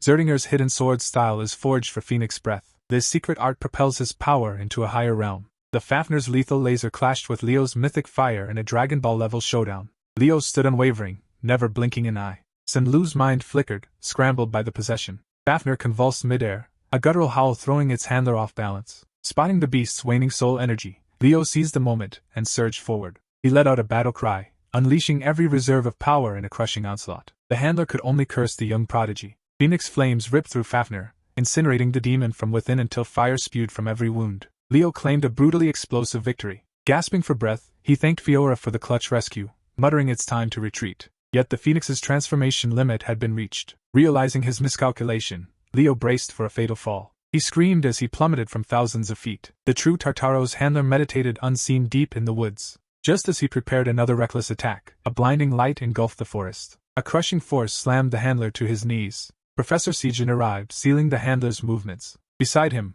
Professor Edmund radiated an aura of darkness. The handler instantly recognized the twin lumen pillars. Realizing he couldn't withstand their power, he tore open a spatial rift and vanished. His failure was bitter, but he'll return. Through the rift erupted a smoky beast, its countless eyes and razor-toothed maws glinting. The creature turned on its creator, crushing the handler with its unimaginable weight. When the smoke cleared, the rift and its handler vanished, leaving only scattered rocks and lingering fumes. The professor sensed the darkness forces were finally stirring. Sejin collected the fragments for analysis. The Lumina pillars knew the academy was no longer safe. Meanwhile, Leo continues his deadly plunge. Clutching Fiora, he commanded the phoenix to return to the summons realm, sparing her the fall. A scaly winged beast swooped in. It caught Leo before he could become a splatter of flesh. Perched on the wyvern's back, Miss Yura beamed with relief, thanking the gods for her timely arrival. The wyvern gently set them down on a prairie, cradling Leo as if he were a hatchling. The demonic beast handler fled to a hidden cave, his secret laboratory for twisted experiments.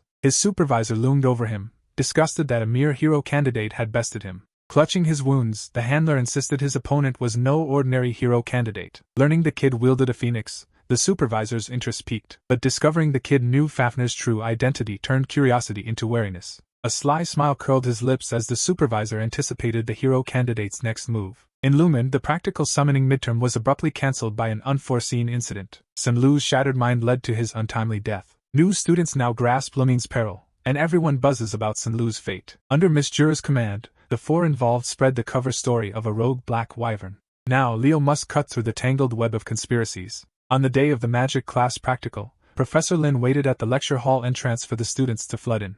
Carr and Chelsea had already arrived. At the doorway they saw Chloe, hair a mess and dark circles marking sleepless nights. Leo trailed just behind her. He couldn't ignore her exhausted state. After a brief pause, Professor Lin finally addressed the class. His solemn tone made clear this wouldn't be a simple test. Each student must unleash original magic that reflects their soul. Not wanting to witness the next generation alone, he invited 3 distinguished alumni to assist. These seniors, 3 years out of the department, have already made names across magical disciplines. The air crackled with sharp, restless anticipation. Hardy Evening Slack. Alongside the upbeat Sean Hogue, the trio of judges greeted the freshmen, instantly lifting the room's mood. Carr felt confident, assuming the judges would be generous with their scores. Professor Lin summoned Eliana Layton to the stage, where she strode forward with a bright, self-assured smile. She amplified her charm, eyes sparkling like stars as she formally bowed to the seniors. Carr winced at her aristocratic facade, certain she was merely playing a role. Eliana then ignited a dazzling light display, showcasing her rare light affinity. She escalated the act by weaving fire into the spectacle, hinting at something more spectacular. Merging flame and illumination, she unleashed a torrent of scorching rays, a potent thermal blast. Sean Hodge watched the fiery display, awe evident on his face. She scoffed, calling the thermal ray nothing more than a common laser spell anyone could master. Eliana felt her demo was flawless, yet the judges were already scribbling her grade. The trio weighed the judging criteria before assigning a score. Following a brief deliberation, they delivered their verdict to Professor Lin. Hooge and Rilda marked her a C/AC, leaving her with an overall C. Students stiffened as Eliana Layton's stellar display earned a disappointing grade. One by one, Magic Department hopefuls took the stage, only to receive C or C grades. A few shone through. Carr Thomas snagged a B+ for his dazzling metal and gold manipulation. Predictably, Chelsea Llewellyn topped the board, earning an A for her breathtaking wind magic. The fox and the cat reveled in their consecutive victories, grateful the exam was a triumph. The judges, unseen by the freshmen, are secretly dismayed. Professor Lin promised standout talent, yet none have dazzled so far. With the stack of papers dwindling, only 3 students remain to be judged. Slack recognizes these 3 as the true elite the professor saved for last. Up next steps Abad Lulin, Chelsea's brother. The moment he appears, the judges can't help but smile. His looks alone deserve an A+. Unlike his predecessors, Abad skips flash and dives straight into the theory behind his spell. He then unveils his original magic, naming it Tempest. Professor Lin nods approvingly as the judges become absorbed in Abad's exposition. The prodigy claims his Tempest will soon rank as top class, a testament to his months of preparation. Meanwhile, back on the Lulin estate, he ran endless experiments, perfecting the Tempest. He enlisted the elders to forge a protective barrier in case of failure. The Abad family mages focused intensely, holding the shield firm. Within the barrier, Abad fine-tuned and unleashed the terrifying power, lifting off the ground as Tempest's first phase ignited. With a blood-curdling roar, he forced every cell to command the wind itself. The raging gusts merged into a cataclysmic storm capable of wiping everything away. The Tempest's might shattered the formagician's shield, refusing containment. When Abad opened its eyes, it witnessed the Tempest rising, raising a helpless creature toward the heavens. Fear surged. He couldn't let his loss of control harm an innocent creature. Saving the creature fueled his final surge, forcing the wind to obey his command. Abad proves a prime hero contender, second only to one legendary figure. Back in the hall, Abad presented a condensed Tempest. Summoning its full might could raise part of the academy. Though it appears simple, the judges recognized its foundation in advanced high sorcery. He returned to his seat with a unanimous A+, the highest score yet, while Chelsea muttered that her brother is simply unparalleled. Professor Lin's eyes sparkled, eager to witness the next student's display. Enter the golden boy himself, Leo Plav. Leo stepped forward, confidently declaring his high sorcery, a no-attribute system. Unspoken, he hints it's the very system he wielded as the world's original hero. When judges, baffled by his claim, pressed for details, Leo explained, every basic spell requires a base attribute, yet his system transcends that rule. His thesis is straightforward. He unveiled a high sorcery system that elevates and streamlines spellcasting. The panel's reaction split, skepticism met all. They pressed him, asking if he truly intended to reinvent spellcasting, while the 3 seniors scoffed. Professor Len beamed, eyes glittering, eager to recruit Leo as an exclusive mage. Edmund Slack dismissed Leo as nonsense, insisting the judges seek sound theory, not fantasy. Despite his doubt, Professor Len urged Leo to record the system's theory. With the professor's enthusiasm, the judges were forced to stay open-minded. Leo grabbed chalk and began sketching the theory on the board. Silence fell, broken only by the soft scrape of chalk. Rilda claimed only one mage in history ever wielded a completely distinct high sorcery system. Leo smirked, noting the sole achiever was the star poet Luna. Sean Hodge bristled, seeing the freshman's remark as a challenge to a legendary hero. Leo quickly deflated the notion, admitting he could never match Luna's magic. He explained you don't need Luna's genius to craft a new system, just read his equations on the board. To their surprise, each line of his theory was rock solid. He wasn't bluffing for show. The framework revealed a system that channels any attribute without loss. Even confident theorist Chelsea struggled to decode his notes. Carr abandoned the board after the first line, while Chloe never blinked away from her rival. Judges, now aware of Leo's brilliance, demand the motive behind his new magic system. He answers plainly. He wants unrestricted access to every spell. Idman's skepticism flips to fascination, finally grasping why the professor deems this cohort extraordinary. When asked the system's name, Leo flashes a grin, lifts his hand, conjuring an incandescent thread of mana that ignites the hall, swelling into a colossal orb of pure magic. He christens it the Bible. Sean Hodge reels in surprise. Scouring her vast lore, she recalls only one historic figure who used that title, the possibly mythical hero Kyle, and she's eager to see Leo's next move. Perhaps Leo will prove Kyle's existence. After the briefest deliberation of the day, the judges hand their scores to the professor for the announcement. Professor Lenz glanced at the cards, smiled, and awarded Leo Plav an A+.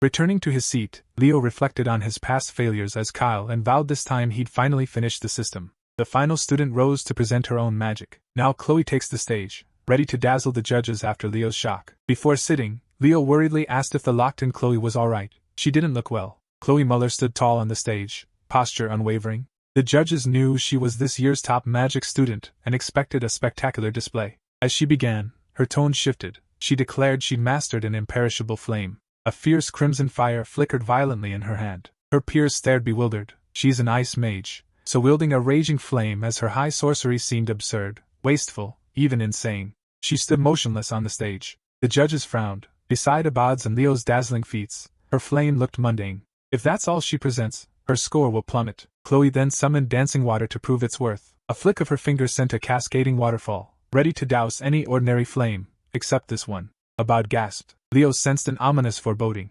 Darkness flickered in Chloe's eyes as she revealed the fire's permanence, lasting indefinitely unless she consciously quenches it. She ended by deliberately snuffing the supposedly unquenchable blaze. Grabbing chalk, Chloe penned the theory. Without direct mana, spells fade, yet her fire defies that rule, leaving the class gaping. She essentially shattered a rule as old as magic itself, utterly bizarre. Even the judges struggled to grasp her audacious concept. Chloe named her signature sorcery, the Eternal Flame. Of everyone present, only Leo was convinced it was impossible. Yet her logic held, her display seared into memory, earning her an A+ alongside Leo. Leo remained skeptical. An everlasting flame is a puzzle Luna never solved. To his knowledge, only one entity ever wielded such fire, the cataclysmic Erebos. As soon as the exams ended, Leo rushed to find Chloe. She'd already slipped back to her dorm, exhausted from relentless prep. He let her rest, holding his doubts. Celia then voiced her own concerns. In recent days, Celia noticed Chloe growing increasingly volatile. She clashed with classmates twice, and rumors swirled that she was consorting with the magic studies delinquents. Pondering his doubts, Leo returned to the deserted lecture hall. He summoned Fiora, now in her phoenix chick form, for the first time since the race. The legendary beast and its tamer greeted each other with genuine relief. Yet Leo also called another ally to verify his suspicions. From a vortex of flames emerged a stunning woman, Fiora's mother, the guardian phoenix, Miss Farina, the ultimate fiery matriarch. Poised and regal, Miss Farina demanded Leo cut to the chase and explain why he summoned her through Fiora. Leo asked, intrigued, why she had taken up residence at Lumini for so long. Since a phoenix is the antithesis of demonic beasts, there's a hidden motive keeping her at the academy. Ms. Farina revealed that 5 years ago, Lumini suffered a horrific terror attack. 2 students and 3 staff died, and the perpetrators vanished without a trace. Desperate, Headmaster Kallian Badian invoked a favor, and trusting the phoenix to scour the school for clues, Ms. Farina has hunted the culprits ever since. She must have heard about the demonic beast handler's appearance during the recent summoning exam, which claimed another student's life. When pressed about Tartaro's involvement, Miss Farina fell silent. She suspects the evil guild, but that's all she'll say for now. Realizing she has nothing new, Leo left her a tip to pass to Headmaster Kallian. He suggested Sinlu might not be Tartaro's only pawn. The next day, the gauntlet of exams resumed, with every freshman gathering for the heroics and combat studies joined practical. The relaxed Professor Edmund oversaw the exam, delegating the briefing to class rep Leo. Leo eagerly announced the heroics combat joint practical. Teams will raid the infamous Chedmer incident. The moment Chedmer was mentioned, the students froze in dread. Only Eliana, despite studying it for the written test, had never heard of Chedmer. Noticing the class stirring up, Professor Edmund's booming voice cut the chatter, demanding respect for Leo's briefing. Leo explained the test. Each team will enter a hero's world from 3 decades past. There, first-year Lumine students on a central Chedmer forest mission were ambushed by Tartaros. Second-year sorcerer Albi, the Magic Eye, led a rescue team that averted total massacre. The exam's objective: rescue the wounded, slay the demonic beasts, and uphold Albi's legacy. Professor Edmund warned this isn't a typical midterm. Students must stay razor-sharp, and anyone deemed lacking heroic potential will be expelled on the spot. The threat of expulsion sent shivers through the less confident. He softened, seeing their anxiety. He reminded them how far they'd come, urging them to trust their newfound strength. Despite his laid-back vibe, Edmund knows exactly when to hand out rewards, or punishments. With the test underway, teams were formed as students lined up, class by class. No self-selected squads. Students faced the prospect of teaming with strangers. A blind draw would decide whether they'd land in a powerhouse or a disaster team. When Leo's turn arrived, he drew the number 11. They were the final team to enter the exam. Once the squads were formed, Team 1 stepped up to the summoning portal. Commanded by Celia Zerdinger and Chelsea Lilin, the team struck a perfect balance. Now we'll prove the might of the Lordran Empire to those nobles. The exam's mastermind was none other than Professor Knockoff Gojo, Albi, the Aura Farmer. With a flick of his wrist, he unleashed Albi's world prologue, the Chedmer incident. A blinding surge of magic engulfed Team 1, thrusting them into a past vision. A massive enchanted screen hovered above, broadcasting every move for all to watch. Everyone was awed. Though freshly summoned, Team 1 blitzed through the hero's world. Chelsea's spells and Celia's blade made them a speedrun, proof that elite lineage breeds prodigies. Beside Professor Edmund sat his rival, Professor Sejin, who praised Celia as Team 1's X-Factor, while Edmund countered that Chelsea's impact was even greater. Lumen's 2 pillars constantly clash at every opportunity. Breaking up their quarrel, the headmaster entered, lauding Team 1's lightning pace, true rising stars. He clearly anticipated the pillars' childish duel. He pulled up a chair between them, eager to gauge the first year's growth. Addressing Professor Albi, the grizzled veteran apologized for repeatedly dredging the painful memory for the exam. Albi retorted that Headmaster Kallian should bear the blame, swearing never to forget the incident, and using the yearly reminder to stay on course. At last, Team 1's raid ended in a swift, bloody finish as Chelsea and Celia felled the beast together. The headmaster noted Zerdinger and Lilin's flawless teamwork, despite their usual sparks, true pride of their nation. Team 2 underwhelmed, whereas Team 3 dominated the hero's world, placing first-years Abad and Duran at the vanguard while the others supported. The headmaster praised their swift, efficient tactics that secured victory. Team 4 stormed into the elite ranks, their secret weapon, Nella Carvin's uncanny healing aura. Chen Xia's uncanny agility drove the team forward. The headmaster took note of the enigmatic Eastern girl. Team 7, helmed by 2 top-tier summoners, ripped through the hero's world in record time. Headmaster Kellyan and the faculty glued themselves to the live feed. Despite the flood of talent, the brightest star still awaits his moment. At last, Team 11 stepped forward, featuring Leo Plav and the familiar Chloe Muller. Headmaster Kalyan drifted into nostalgia, recalling his own heroic days alongside Miss Farina. Team 11 perched atop the glowing magic circle. Leo and Chloe locked eyes, the tension palpable. Professor Albee flicked his enchanted book, igniting Albee's world, prologue, the Chedmer incident, for the 11th and final summon. A faint shadow seeped onto the magic circle, corrupting its intricate runes. As the light engulfed Team 11, Leo's gut warned him something was wrong. Unlike previous openings, the light surged with a fierce, aggressive pulse. To everyone's shock, only 2 figures materialized from the field. Leo and Chloe vanished, while the rest of Team 11 stayed put as the circle faded. Professor Sejin sprang to his seat, alarmed by the unfolding scene.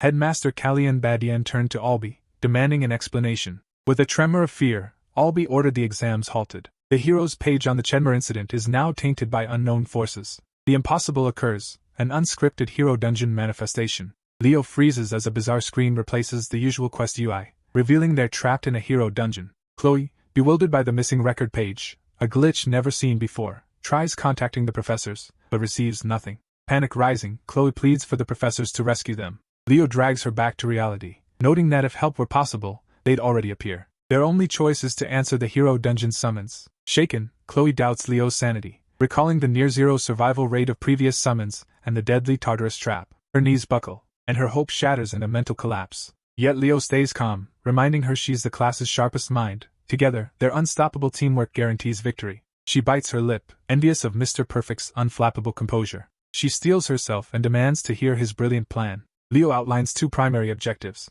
rescue the freshmen and escort them out. First, they must grow stronger. Chloe retorts they can't power up without external resources. Leo calmly notes they're not the only students stranded in the forest. Chloe hesitates, recalling other survivors must be nearby. Unflinching, he meets her gaze and orders her to ride. Chloe burns with embarrassment at his audacity. Leo stands resolute. They can't let seniors face Tartarus alone, and her mage stamina is insufficient. There's no other option. Deep in the forest, the demon Chubarn lurks, spying on the students with his eerie magical cameras. He raises an eyebrow at the fact that only a duo has been sent as the rescue team, yet remains unfazed. Confident, he believes he can annihilate these aspiring heroes without breaking a sweat. That certainty shatters the instant his head jerks around, darkening his mood. He spots a rescuer wielding an all-class power, and his cocky smirk vanishes. His focus instantly shifts from the original 4-person party to the circus-like hero hoisting his mage on his back. Meanwhile, Leo feels his vision blur as they plunge deeper into the woods. Determined, he decides it's time to activate Aaron's aura farming technique. He channels the spell,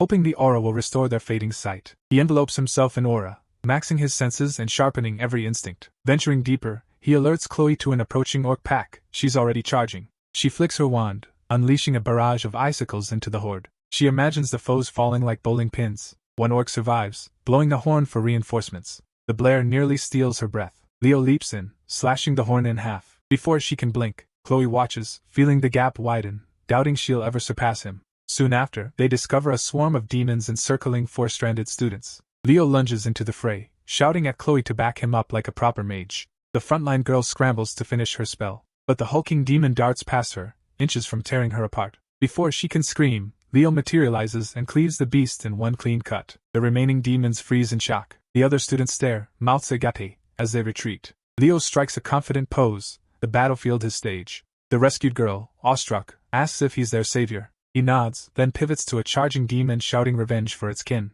A rain of grotesque leech demons pours from above, yet Leo remains unmoved. He spins like a rogue Dalek, ignites his blade, and sears the parasites into charred skewers. The students gasp at his brilliance, but Leo snaps them to attention, ordering the female student to cast her spell. She charges a blazing arc. Unleashing it, she erases the demon entirely. Not a single pixel remains. Chloe watches stunned, instantly recognizing the caster by the magic alone.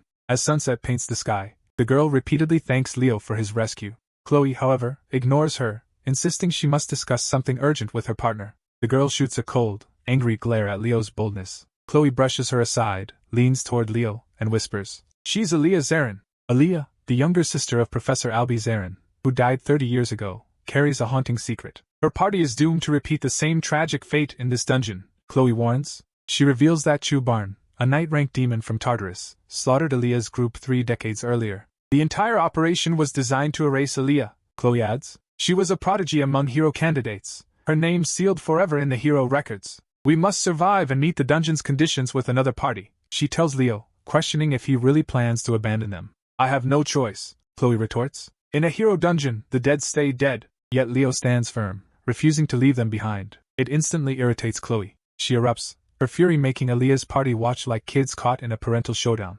Frustrated, she shouts she knows his power, but now's no time for showboating. Grow up and quit playing hero. She collapses into tears while Leo remains unflinching. He gently pats her head, soothing the storm. He tells her not to speak like that. Both are hero candidates, and this isn't a game, it's training. He reminds her they've already altered the timeline, leaving them disoriented. He notes the sky darkened long before they met Aaliyah's squad, and, by now they should have been hunted down by Chu Barn. Seeing his earnest stare, Chloe silences her doubts and pledges to follow his plan, even as he warns she won't be a perfect hero. They must focus on escaping with Aaliyah's party. From behind, Chloe sees Leo's aura flare, and it hits her. He's already miles ahead. She clenches her fists, jealousy boiling, and thinks of pulling out her book. The green-haired student, Tio, loudly asks why only 2 seniors were sent. Dina and Bellic instantly suspect he's a Tartarus spy. Aaliyah cuts them off, reminding them he literally sliced demons like tissue. Then she slips, admitting she finds him attractive and right up her type. The confession earns sideways looks. Aaliyah is baffled by Dina's shock. Dina explains she believed only Senior Albie could meet her lofty standards.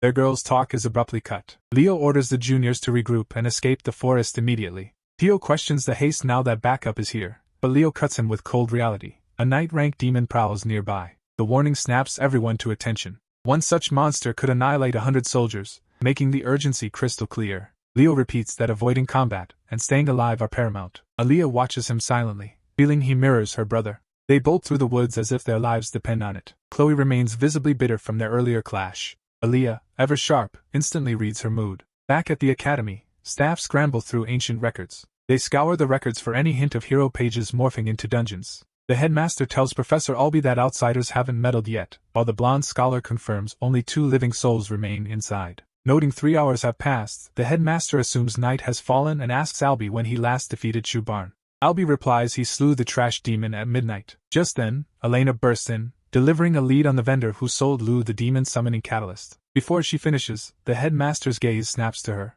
A volatile magical surge threatens to erupt. He sees Albie spiraling out of control. He rushes in to steady him, but Albie jerks away, insisting he needs fresh air. Elena instantly pinpoints the source of his fury. His demon hatred runs deeper than Sasuke's grudge on Itachi. He lost his sister in that incident. Her body never recovered. The headmaster orders Elena to finish her report. She notes the black market seller had been operating in the city for months and was popular among freshmen.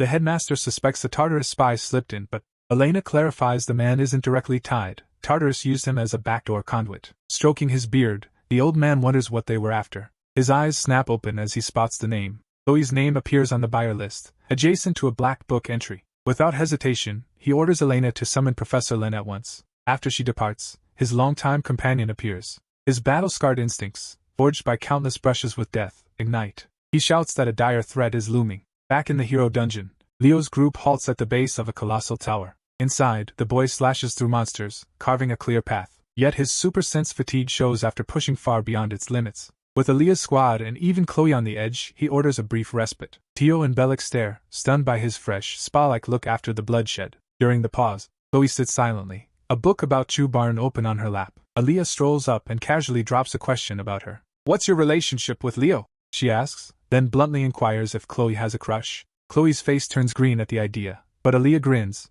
noting the over-the-top reaction can't be innocent. Chloe sighs and glances at the so-called genius girl who supposedly existed 30 years ago, yet looks just like any high schooler in her class. She flips the question back, asking if Aaliyah is the one catching feelings, while Aaliyah answers without missing a beat. "He makes my heart go doki doki." The reply instantly irritates Chloe. After all, this legendary girl from the past fell for him at first sight, proof of Leo's absurdly amazing nature. Still, Aaliyah confesses she isn't sure if it's romance, or just the strange thrill she feels when her brother finally succeeds. She describes that fluttery sensation that hits her whenever her brother overcomes a tough challenge. Chloe asks if she's talking about Albizarin, and Aaliyah nods. She explains her brother lives for insane feats, like mining bedrock in vanilla Minecraft, that no sane person would attempt. That detail convinces Chloe Leo is a carbon copy of Albi, and she blurts everything out. She confesses to Aaliyah she once befriended Leo until jealousy ruined it. Aaliyah, surprised, admits they're oddly alike. She reveals she's always envied her clown-like genius brother, who somehow makes groundbreaking discoveries. She admits her unique magic is merely a remix of her brother's system, since she struggles to invent original ideas. She shocks Chloe by laughing about failing the entrance exam twice, only deepening her inner turmoil and fueling her hatred. Eventually, the toxicity morphed into outright admiration, and Chloe sees the same pattern in herself. Before she can react, Leo leaps up, warning everyone their escape route is sealed. Terrified, the students seize their weapons and steel themselves. Leo reminds them they're future heroes. Fear has no place in their training. Yet Aaliyah's squad breaks into a cold sweat as a massive demonic figure emerges and declares he's finally found the seed of a true hero. He unleashes a destructive magical blast at Leo, who dodges. Leo recalls the foe's purpose: to crush budding heroes before they can rise. Yet he now brands himself Great, a title that sits oddly on his shoulders. Undeterred, he shouts to Chloe, who already has a magic circle primed. She conjures a towering iceberg, halting Chuban's onslaught. Meanwhile, Leo channels magic into his blade. He darts behind the Night-rank demon, delivering a clean, crushing slash to its massive, F1-like neck. The girls hold their breath, convinced it's over, but their hope shatters as Chuban's grotesque flesh morphs, knitting itself back together like cursed jelly. Seeing this, Leo orders everyone to retreat immediately. The demon unleashes cursed void magic, erasing all attacks like a black hole. Tio and Aaliyah panic, doubting any chance against such a broken foe, but Leo stays calm, knowing the void has limits. Chuban sneers at Leo, ridiculing the hero's remnants for daring to hope. Leo retorts, "If you're so mighty, why do you lose sleep over a mere sprout?" He orders a coordinated assault. As everyone gives their all, Aaliyah's signature magic rain star clusters on his head, striking true and confirming Lady Salatna's warning to eradicate budding heroes. Cornered, he lifts his weapon, forcing Leo to retreat. Seeing the danger, Leo shouts for everyone to dive for cover. One of the spikes pierces Bellic's side. Leo seizes the demon and dives behind the ice wall Chloe summons. He scans the group, offering to staunch the wounds with his aura. Then he commands Chloe to set up the final strike. He darts away, buying Chloe precious seconds to forge a void-piercing assault. Chloe cracks open the black tome she's guarded all along. Flipping its pages, she discovers the ultimate spell to incinerate the monster forever. The freshmen stare, mouths agape. Leo erupts around Chuban, his afterimages striking from every angle in a blur. The demon slashes at a phantom, only to be struck from another angle. A second blow lands from the opposite flank. Amid the mayhem, Tao doubts he'll ever pull off such a slick move, as Dina bluntly crushes his hopes. Aaliyah freezes, awed and confused. Leo's stellar magic reveals he's far from ordinary, his true identity still hidden. Before the dust settles, Chloe soars upward, conjuring a foreboding black sigil that steals the spotlight. A manic grin spreads across her face, blurring the line between hero and demon, as she vows to erase the monster from existence. Aaliyah screams at Leo to flee the blast zone, fearing nothing good will emerge from Chloe's spell. Chloe flashes a snarky warning: she won't be responsible for any collateral damage. She unleashes a scorching death ray straight at Chuban, striking with deadly precision. The blast triggers Leo's alarms. This ice wielder has just turned pyromaniac. Leo watches the demon crumble under the onslaught. Chloe cackles, bragging about her eternal flames and taunting Chuban to burn where he belongs. The blaze engulfs him, then morphs into a dark, Amaterasu-like fire. Alarm bells ring in Leo's mind as he shouts for her to stop before it spirals out of control. She defies him, insisting trash like Chuban deserves no mercy, revealing her turn to the villain's side. Leo lunges forward, snatching the cursed tome from her grasp as if it were a forgotten bedtime story. Moments later, Chloe regains her senses. Calmly, Leo demands the truth. Did she forge that endless flame or steal it? She admits the spell came straight from the book, a copy of the Flame of Erebus. Chuban begins to heal, rising from the fire. Leo rushes to warn Chloe. Her spell is black magic. He reveals the book is a hidden sorcery engine. The revelation sickens Chloe. She sighs, feeling too corrupted to be called a hero. Leo pulls her from the spiral. He admits he only just learned Chuban bears the void curse, meaning the demon wielded it against Aaliyah's crew. Those students were outmatched yet refused to surrender. He cites their academy's motto, push beyond limits, just like Goku. The truth finally clicks. Chloe stops resenting Leo's lead. She now admires his unstoppable swagger. Aaliyah steps forward, assuring Chloe, "I believe in you." She gives Chloe the final boost she needs. With the void curse lifted, Leo prepares to end the battle once and for all. Suddenly, he detects a massive surge of magic. It's Chloe unleashing it. She shatters her limits, emerging as his equal, no longer a shadow, now backed by a new ally. Memories of his past life flood back as Leo recognizes her magic. It reminds him of the comrades he once fought with. The familiar light ignites a surge of courage. Shubarn lunges forward, slamming into Leo. He lands a finisher, but Leo blocks the first strike. The demon follows with a second blow that shatters his guard. The impact sends Leo crashing into a nearby tree. He claws at the bark, fighting to rise. Shubarn saunters up, taunting the hero's remnants and demanding another nap. Suddenly, a solitary snowflake drifts before Leo. The entire forest freezes in an instant. Fear melts away as Leo stands tall. He retorts, "Demons like Shubarn have never beaten me, and they won't now." The demon glares, bewildered by Leo's delusional confidence. Oblivious to Chloe looming behind, ready to unleash the night's biggest spell. She silently thanks Leo for sparking her breakthrough. She casts Ice World, a torrent of frost that encases the battlefield in seas thick ice. Hovering aloft, she summons towering crystalline lances to obliterate any foe beneath. Yet Shubarn remains unmoved, frozen solid as a cursed popsicle. Leo strides toward the icy demon. The instant his hand touches it, its soul evaporates into pure black smoke. He then discovers the black magic tome. He channels fire magic into his blade. He thrusts forward, igniting a scorching blast that sears everything. System alerts pop up, praising him for rescuing the freshman and defeating Shubarn. Yet Chloe steals the spotlight, unveiling a brand new spell on the spot. It's field magic, something he'd never mimic unless his survival instincts vanished. Chloe confesses she'll come clean, risking expulsion to own her actions. He assures her a talent like hers won't be expelled over one mistake. She's destined for heroism. Aaliyah and Dina rush in, lauding their daring rescue and heroic display. He returns the praise, admiring their fearless spirit. Chloe hands Aaliyah back her staff, thanking her for unlocking her true potential. Aaliyah surprises everyone, rewarding Chloe with the staff for her rescue. Dina hands Leo her sword as a heartfelt thank you. He accepts without a moment's doubt, just as calm returns. A rescue team's voices echo, announcing the survivors have been found. Breathless, Albie bursts in, drenched in sweat and panic for his sister. Chloe nearly collapses seeing her professor looking just like a classmate, stunned by the 30-year-old illusion. They watch the big brother lose it, while Aaliyah recounts the heroes who saved her, one almost as cool as him. Suddenly Albie's reality glitches, flickering and fading away. Chloe stands proud, having given everyone a second chance at life. Aaliyah points her brother toward the mysterious hero who rescued her. She whirls around, only to find them vanished. The hero dungeon collapses, crumbling to dust. Leo's screen flashes, a fresh reward unlocked. His vision fades on young Albie's tearful grin,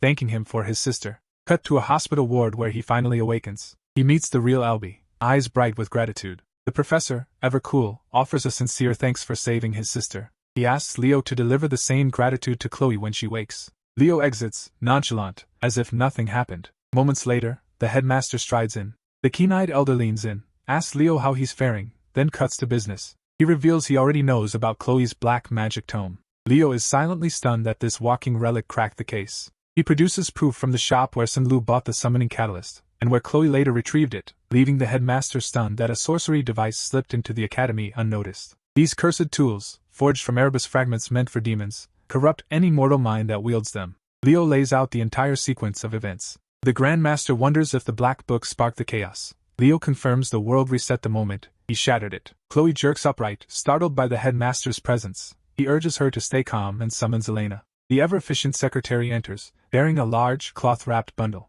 Inside are the sword and crystal Dina gave earlier, plus Aaliyah's staff. Chloe's eyes widen as Aaliyah's staff materializes in reality, and the headmaster. The headmaster narrows his gaze at Leo, demanding how he obtained an impossible reward. Seeing Chloe's shock, Leo realizes he's the sole recipient, and recalls a similar incident during the entrance exam. Normally, a living hero's attack reward is forbidden, a rule never broken. Leah speculates it might trace back to the Fairy King's pledge. He admits outright that it was indeed an attack reward. The ancient headmaster presses, demanding certainty it originated from Albie's world, prompting Leo to craft a plausible excuse. He blames the black magic that turned the hero realm into a dungeon, an excuse that holds briefly, until the headmaster follows up, asking why Leo received a reward but Chloe did not. Fortunately, the new best girl candidate interjects, suggesting the system flagged Leo as the mission's pivotal player, granting him all the loot. The headmaster nods, buying the explanation, for now. He announces a discreet, behind-the-scenes investigation. He permits them to keep the rewards temporarily, promising to return them to their rightful families once the probe ends, keeping the sorcery machine hidden.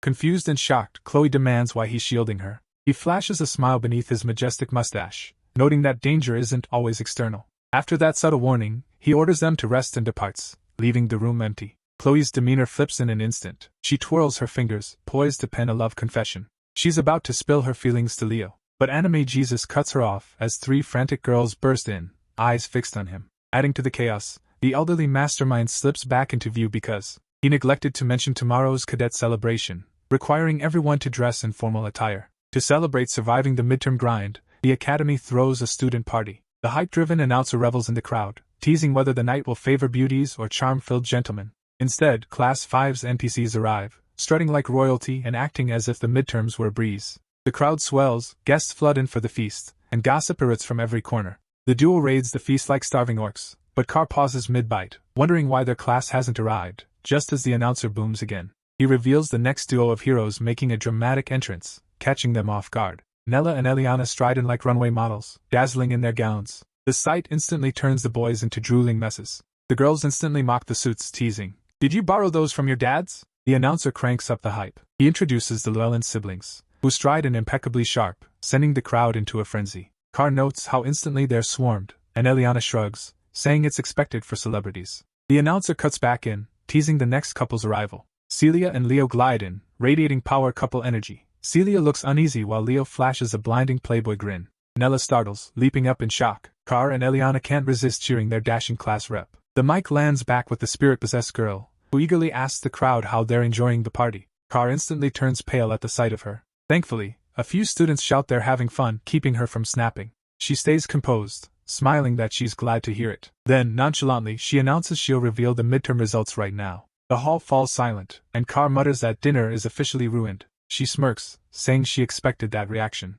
She explains the faculty will announce only the top 3 per major tonight. The rest get results from homeroom teachers tomorrow. The students relax and cheer as she adds each major's professors will make the announcements. Ian steps up to the stage, and Eliana whispers that he looks especially dashing tonight. The sword professor swiftly praises everyone's effort and begins naming the night major's top students. A hologram flashes, showing Celia first, followed by Duran and Chin. Celia furrows her brow, still expecting Leo to lead, and Leo catches her doubt. He notices her confusion as well. The magic major professor steps up, revealing Abad, Chelsea, and Emio as the top 3. Chelsea fidgets, Leo's name still absent, but Leo calms her, saying these things happen. R points out the strange omission of Leo, and Chloe's name. Chloe flinches, then forces a smile. The professor admits Chloe failed for a spell book, yet praises her fierce talent. Sejuan echoes the praise, standing proudly, but Herod smirks and orders him back to his seat. Celia leans in, quietly reassuring Chloe. Finally, Yura dominates the stage, unveiling the summoning major results, prompting fans to scream for a chance to be her summon. She reads the list, and once again Leo's name is absent. Celia's worry spikes. Whispers ripple through the crowd about his mysterious omission. The mic lands back in the chaotic girl's hands. She asks if everyone's still having fun before declaring it's time to announce next year's Academy representative. The suspense hangs heavy. At last, she shouts, "Leo Plav!" The room erupts, classmates cheering his name. The cheers are cut short when a student, Emil, accuses the result, noting Leo never ranked in any major and demanding proof. Stunned, Leo looks to the announcer, bewildered. The announcer stammers, scrambling for an explanation. Then she snaps, her alternate persona seizing control, hurling expulsive insults at the students. She snarls, "Listen up, I'll only explain this once, so stop yapping." Herod watches, amused, wondering if she's possessed again, while Sejin nods, finding it entertaining. She launches into a rant. Dual major students don't count in single major rankings because their stats are split. She cites a magical knight whose aura is weaker than a pure knight's and whose magic pales beside a true mage's. Yet their combined power eclipses either alone, and she notes Leo's joint practical scores top the board. Emil mutters that others outshine him in theoretical marks. She mercilessly roasts him, revealing Leo completed the Hero World mission. He even eradicated Chubarn, silencing everyone. Meanwhile, Leo stays cool, casually farming aura like it's nothing. The crowd stares at Leo, mouths agape. Eliana and Carr gasp, demanding how he cleared the dungeon with only one partner. Leo remains unflinching, offering no reply as the announcer reverts to her clumsy demeanor, and stutters once more. While Sejin notes her segment is over, she wraps up urging everyone to enjoy the party. The room instantly buzzes with gossip, shifting the atmosphere. Yura pauses her meal, asks Len how rankings would change if dual-class students counted. Len replies the board would be completely reshuffled. He calmly notes every rank would slip down one spot. When Jura probes if Leo would be first, the magic professor affirms it. Jura, shocked, says the summoning major would mirror this, and Ain confirms the same for his department. Yura wrestles with the revelation, while Ein points out that Leo's all-class ambitions now feel plausible. Len interjects, insisting Leo's destiny lies in sorcery. Yura retorts, demanding he pursue summoning instead. The stoic Glacial Knight watches their bickering, noting Leo's innate swordsmanship despite the profanities. Assistant professors exchange uneasy glances behind them. The next morning, a hungover car collapses, and Chelsea remarks she's never seen anyone down 2 liters of orange juice. Professor Herod strides into the room, demanding silence. He unfurls a world map and reveals their next field trip, the Elven Realm. The students light up, dreaming of the destinations they can choose. Herod taps the map decisively. "We're heading to El Salbekia," he declares. The news douses their excitement, and the notoriously frigid destination instantly sparks a chorus of complaints. He silences them by revealing the class rep made the call, leaving everyone stunned. Leo wears an innocent mask as Car confronts him, demanding why he chose such a harsh locale. The CEO orders them to quit whining and pack, urging a rapid supply run. Liliana wails, vowing to buy gloves, while Chelsea can't wait to flaunt her winter coats. Leo reflects that El Salbequilla, dismissed as ordinary, is actually the hidden realm of fairies. He grows nostalgic, wondering how Silred has fared all this time. Upon reaching the city, Leo tells Nella to handle the potions while he secures food and gear. After intense bargaining, he clinches a solid deal and heads out loaded with supplies. Exhausted, Leo trudges back after the errand marathon. Suddenly, he snaps to attention, announcing, "Something's off in that alley." He recognizes the spot as the dreaded 13th block. He darts toward a familiar building, the one where Sinlu and Chloe snagged their sorcery gear. He drops his bag. Leo steps inside, only to find the shop emptied save for a lone teddy bear perched awkwardly on the floor. Nothing else seems amiss. It seems logical if the investigators already cleared the shop, yet something feels wrong. He quickly realizes the teddy shouldn't exist. Lumern would have taken everything and sealed the place, so he lunges to slash it. But the bear twirls midair and spews black goo that Leo instantly recognizes as a demonic presence.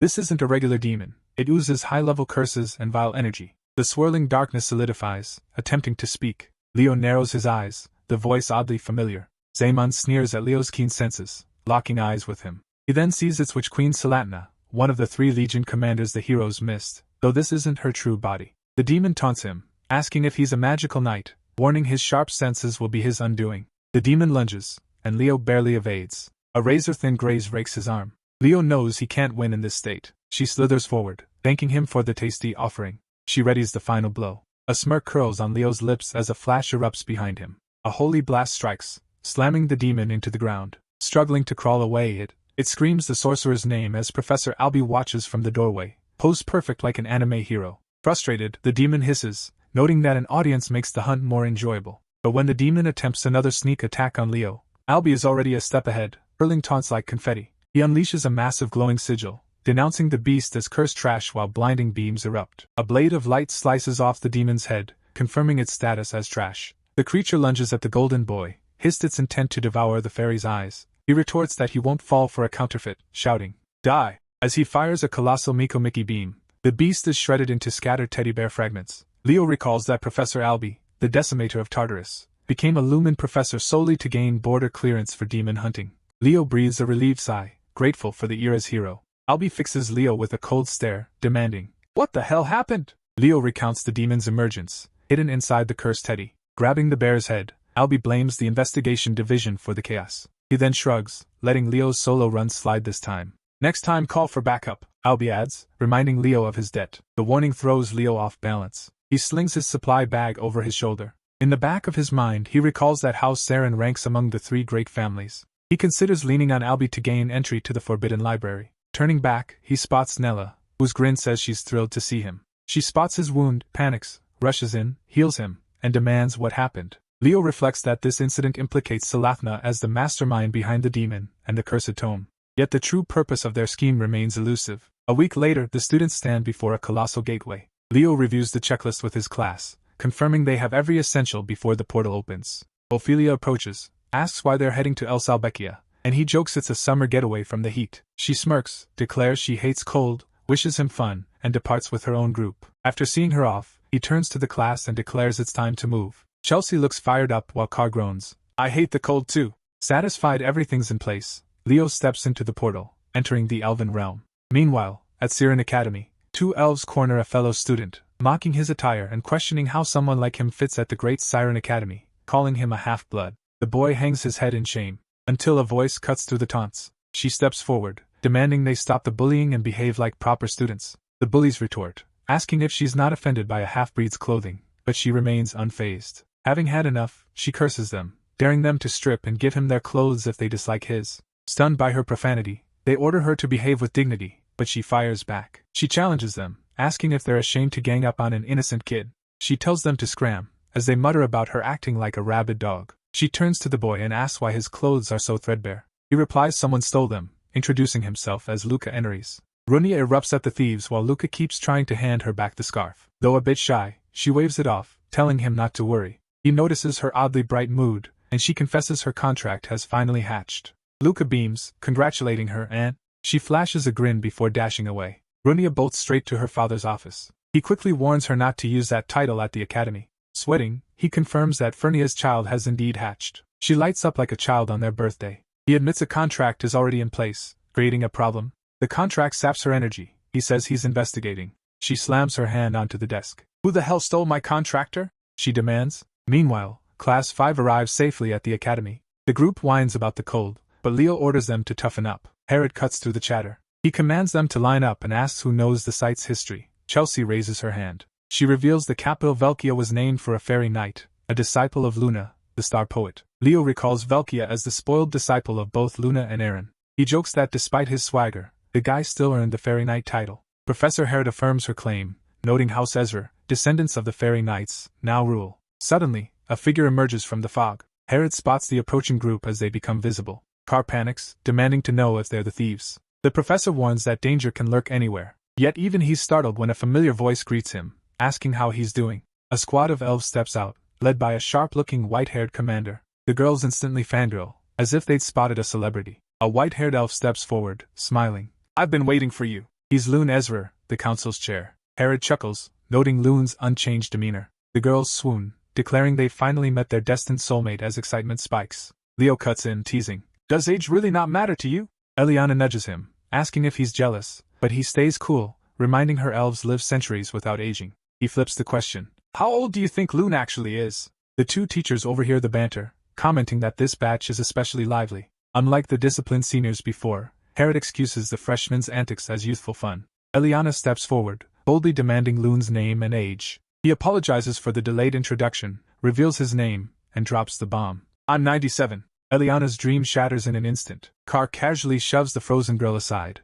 asking if he might be their guide. Loon extends a hand, introducing himself as the council's chair. Carr shakes it awkwardly while Professor Herod mutters they'll talk later. Moments later, they end up in a dusty, abandoned hall. Just then, a mouse darts across the floor. The students panic, demanding, "Are we really staying in this dump?" Leo shrugs, offering a backup shelter, and Eliana immediately flatters him as their esteemed class leader. Leo suggests the tent outside, but Carr abruptly says they have plenty of unpacking to do. After a quick tidy-up, a few boys slip toward the staircase. Carr flashes a mischievous grin, declaring the best part of trips is spying on the girls. At the landing, they freeze. Chelsea stands there, seething. Without hesitation, she unleashes a gust of wind, tossing them aside as they beg for mercy. Leo watches, amused, noting everyone's having fun, and decides to explore himself. Before he moves, a voice calls him, "Lord Leo," and he turns toward the speaker. It's an elf in uniform. The elf informs him the house head demands a meeting. Moments later, Leo steps into Loon's office. The council chair barely lifts his eyes from a towering stack of paperwork. He gestures Leo inside, apologizes for the delay, and asks him to wait a moment. Leo asks to explore the office, intrigued by its curiosities, and Loon gladly obliges. He strides to the wall-mounted armaments, noting their ancient appearance. His gaze sharpens as a particular weapon catches his eye. The name, Urquint, sparks an immediate reaction. Loon, startled, questions how Leo knows, since Urquint's lore is reserved for House Ezra's leaders. Leo, a bead of sweat forming, claims he read about it in Lumern's ancient library. Loon accepts without doubt. Touching the blade, he feels a hint of stellar mana, only to realize it's merely a replica. A flashback erupts, recalling his former life as hero Kyle. Back then, his comrades boasted about a new weapon, and Luna proudly displayed it to Kyle, seeking his verdict. He snapped back, calling her a goblin thief, and she erupted instantly. The genuine Urquint once belonged to Luna, then to her pupil Bertia, but vanished before the Tartarus mission.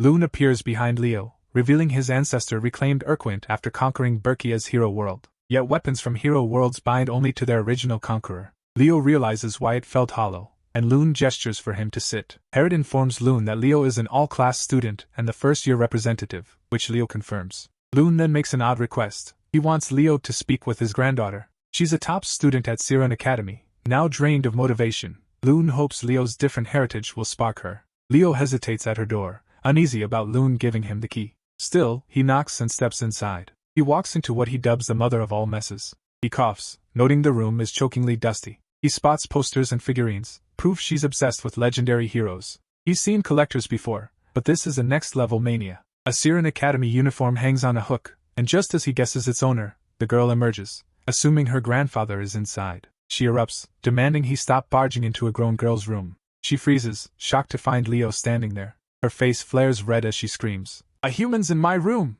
She dives beneath the covers in panic. Leo introduces himself, explaining her grandfather sent him to meet her. She remains mute, cocooned in her blanket. Undeterred, Leo grabs a book, noting her cow collection rivals his, and asks how elves depict the hero. Flipping the pages, he marvels at her meticulous notes, and commends her deep grasp of Kyle's feats. She finally peeks out, whispering, "Do you like Hero Kyle too?" Leo probes about the Battle of Darnos. She recounts to Burka's defeat and the hero's first joint stand. Her eyes spark as she asks where Commander Zerga fell. Leo answers instantly, at Valak. She practically bounces, thrilled by his knowledge of forgotten hero lore. In her gaze, Leo glows like a knight in shining armor. Bashful, she introduces herself as Aaron, and wonders if her nerdy ramblings scared him away. Leo reassures her, saying the great heroes would rejoice knowing their tales still inspire. She insists Kyle is an overlooked fifth hero. Leo nods, saying he too sees Kyle as a true hero and plans to join a club researching his legacy, which lifts her spirits, until school worries resurface. Her mood drops again.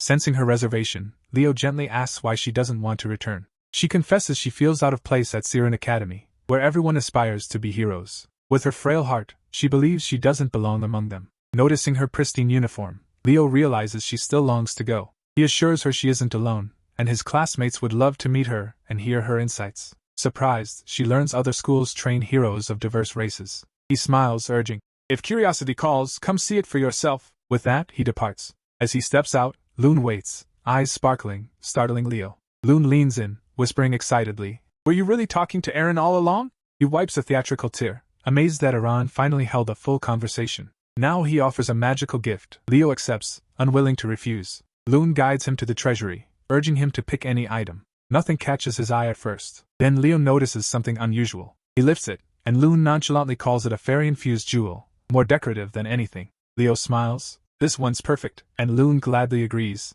Leo suddenly realizes the jewel houses a living fairy, not a mere carving. Later, Class 5 gathers in the hall while Professor Herod unveils their new schedule. From tomorrow, they'll rise at 6 a.m. for personal training, then drill on missions each afternoon. Eliana protests, noting they already train non-stop at school. Herod snaps it shut, declaring the trip isn't a vacation but a chance to hone their weak spots. He then reveals the schedule was devised by their class rep, prompting the class to glare at Leo with betrayal. Leo smiles, calling the site ideal for combat training, and Eliana convinces herself he means well. Herod concludes, urging them to savor this final day of freedom. That night, Leo studies the jewel in his room. He concludes it houses the Fairy King's magic. This explains why Loon called it merely a decoration. Since the Fairy King's contract vanished after the Age of Calamity, its magic has lain dormant. Leo, however, recognizes Silrid's power and pours his own magic into the jewel, making it glow. He finally activates the Fairy King's pledge he received earlier. The jewel cracks open. A tiny voice whispers, "Father, have you finally broken the seal?" The fairy, seeing Leo, is baffled and demands why a random human is there. Leo retorts, "And who are you supposed to be?" Offended, the fairy declares himself Kirin. He is the firstborn of Fairy King Silrid. He boasts like royalty. While Leo steadies his fingers and smug Kirin mutters his name, Leo flicks him on the forehead. Kirin freezes, stunned by the human's boldness. Leo smirks, reminding him that even Silrid showed him respect, and wonders who this brat thinks he is. Enraged, Kirin erupts in hateful slurs. Leo swats his head repeatedly, like a scolding mother. Suddenly, Kirin regains composure, staring in awe as he recognizes Leo as the pledged one his father foretold. Leo leans in, warning him to speak up if he has a grievance. Kirin relents, considering a pact with a human might not be so bad. Leo pats Kirin's head, noting that Silrid stripped all 6 of his wings. He must have been a royal pain. Kirin is surprised Leo knows, but Leo cuts him off, urging him to summon Silrid now. Kirin smirks, declaring he can only call his father after reclaiming all 6 wings, the first of which lies in the nearby forest. Leo grins, calling it fate that their paths have crossed. He delivers another swift flick for good measure. The following day, the class trudges into the forest amid biting winds. Pressing onward, they freeze anew, this time with shock. Chelsea is abruptly struck down by a gust of wind magic. Leo lifts her, smirks, and warns, Train harder if you want to keep up. Earlier, Eliana erupted when Leo said she can't sync her swordplay with magic, so she assumes he's training alone. Leo sidesteps, urging the duo to improve their summoning, a skill they believed mastered, sparking their ire. Chelsea interjects, recalling his entrance exam critique that she lacks true wind magic mastery. She draws her weapon, smiling, and challenges him to prove his worth. Leo nods, accepting the challenge. Impressed by his feats, she wonders what else he hides. He gives her no time to ready a counter. She unleashes a sudden windbreaker, a roaring gust hurtling at him. Leo barely flinches, firing his own windbreaker back. The spells clash, nullifying hers and leaving her stunned. Eliana is floored. She thought high-speed casting was Chelsea's domain,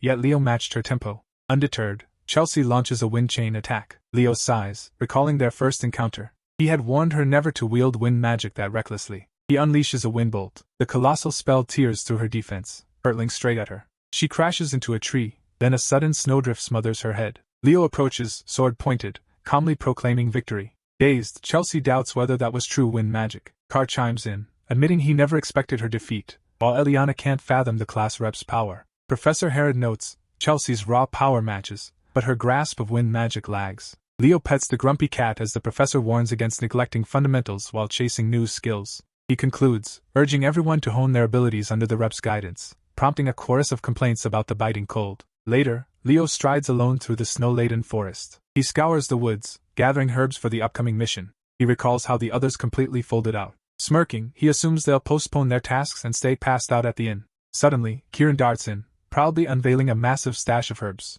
Leo pats Kieran's back, inflating the fairy's pride. Satisfied, Leo tucks the bag away. He muses it's time to probe the forest, declaring the hunt for Kieran's wings begins. They press onward. He halts, asking when Kieran was exiled. The fairy replies, about a century ago. Leo narrows his eyes, urging a closer look at the illusion. Kieran detects Fairy King magic, not his father's. Leo deduces the spell originates from Silred's father, the Fairy King of the Calamity era, over a century old. Its power draws from Kieran's wings, repurposed into an ancient formula. A voice pierces the air, announcing hidden treasure nearby. An ominous aura washes over them, putting both on edge. The stranger approaches, questioning human trespass in elf lands, while Leo retorts that the undead presence is far stranger. The grim skeleton snarls, declaring the realm has long fallen under Tartarus's rule. Kieran fires back, proclaiming the area a sacred fairy sanctuary. The skeleton scoffs, mocking Kieran's claim to fairy blood. The insult fuels Kieran's magic, igniting his fury. He lunges at the skeleton without a second thought. The creature barely reacts before Kieran blasts a clean hole through its chest. It collapses into a heap of bone. Kieran scoffs that it crumbled too easily for something so loud and arrogant, while Leo arches an eyebrow, asking why a fairy fights like a berserker. Kieran stretches, noting that fairy and undead energies naturally cancel each other out. He freezes as the skeleton speaks again, admitting Kieran may be low-level but still a fairy, and begins to reconstitute before them. Kieran sneers at the skeletal stand. He charges in again, vowing to crush it properly this time. Mid-strike, something feels off, and Leo shouts for him to move. The skeleton drives its sword into the ground, unleashing waves of foul aura. Kieran darts away at the last second. He slams straight into Leo. Leo watches the stunned fairy, who gasps. "What on earth is that?" He replies. "An ancient monster. From Tartarus, a death knight." The skeleton rises, introduces itself as Kargor, and swears fealty to the Lich King. It lunges at them once more. Leo steps forward, brandishing his blade. Kargor vanishes, reappearing behind Leo like a phantom. The Death Knight lifts his sword and declares, "I will deliver you to your doom." Thinking fast, Leo shifts into spectral form, conjuring a barrier that blocks the Death Knight's strike, the clash reverberating through the silent forest. The Death Knight lunges, stunned that a human conjured an aura shield so swiftly. He flashes a crooked grin and swings again. This time Leo parries the blow flawlessly. Mocking his effort as futile, the knight shoves forward with raw force. Kieran bolts into the clearing, panic fueling his charge. He's slammed into the earth with barely a breath. Groaning, he rubs his throbbing forehead, cursing his depleted power and longing for his lost wings. Leo wastes no time, chanting as crimson flames engulf him. The blaze catches the Death Knight off guard. Phoenix wings erupt from Leo's back, blazing through the shadowed forest. He watches, awed, as he realizes Leo is also a contractor. He delivers a swift, precise strike. The blade slices the Death Knight cleanly in half. The tiny phoenix lands proudly on Leo's shoulder. Kieran rushes in, immediately fussing over the fiery flume. Kieran tries to shoo it away. The annoyed bird puffs up, but, before the quarty escalates, the Death Knight booms, swearing none will leave alive. He drives his sword into the earth, unleashing a curse that opens a dark pit. He summons an army of undead. Skeletal warriors rise one by one, weapon in hand. Realizing the curse endlessly resurrects the dead, Leo drops his shield, prompting a startled Kieran to ask if he's surrendering. Leo smirks, strikes a confident pose, and declares he's finally seized Kyle's mana. Without hesitation, he unleashes Earth Ripple, sending shockwaves outward. The ripples burst outward, toppling the undead. Leo lunges ahead, cutting them down with ruthless efficiency. Wielding his Vortex Slash, he ignores the Death Knight entirely. The Death Knight roars, demanding a proper duel, but Leo taunts him for hiding behind his horde. Utilizing a jump boost, he rockets skyward as the Death Knight screams behind him. Finally, Leo halts, convinced he's gone far enough, yet the uncanny presence of a Death Knight in a fairy forest nags at him. Confused, he spots a lone skeleton emerging from the trees. He grips his blade, assuming it's just a stray foe. Before he can strike, the skeleton is torn apart. An elf materializes, sword raised, demanding who summoned the skeleton. Leo calmly replies he's merely a Lemurn student, uninvolved. Spotting the elf's Aaron uniform, Leo identifies him as a Saren student. The elf scoffs and attacks. Leo evades effortlessly and brings him down with the pommel of his sword. A voice cuts in, urging him to cease. A red-haired elf steps forward, apologizing for the rudeness. She introduces herself as Runia, assuring Leo not all Saren students are like that. He accepts her apology and asks why she's here. She says she's on field training, while Leo mentions their class is on a school trip. Leo excuses himself to report the incident to his professor, and Runia sees him off. He hesitates, trying to recall why her name sounds familiar. Meanwhile, she scolds the student for a mistake, calling her an idiot sandwich. Back at the academy, Loon seems nonchalant about the Death Knight incident. He notes that although monsters have appeared, nothing this severe has happened before. Professor Herod vouches for Leo, insisting he wouldn't fabricate such a story. Suddenly, a voice warns that misunderstandings stem from ignorance. A dark-haired elf scoffs at the notion of a first year facing a Death Knight, introducing himself as Professor Herdium. Loon gestures, inviting Leo to speak. Herdium argues Leo probably confused the Skeleton Knight with a Death Knight. Real ones would have killed him instantly. He asks if Herod truly believes the tale. Herod replies emphatically,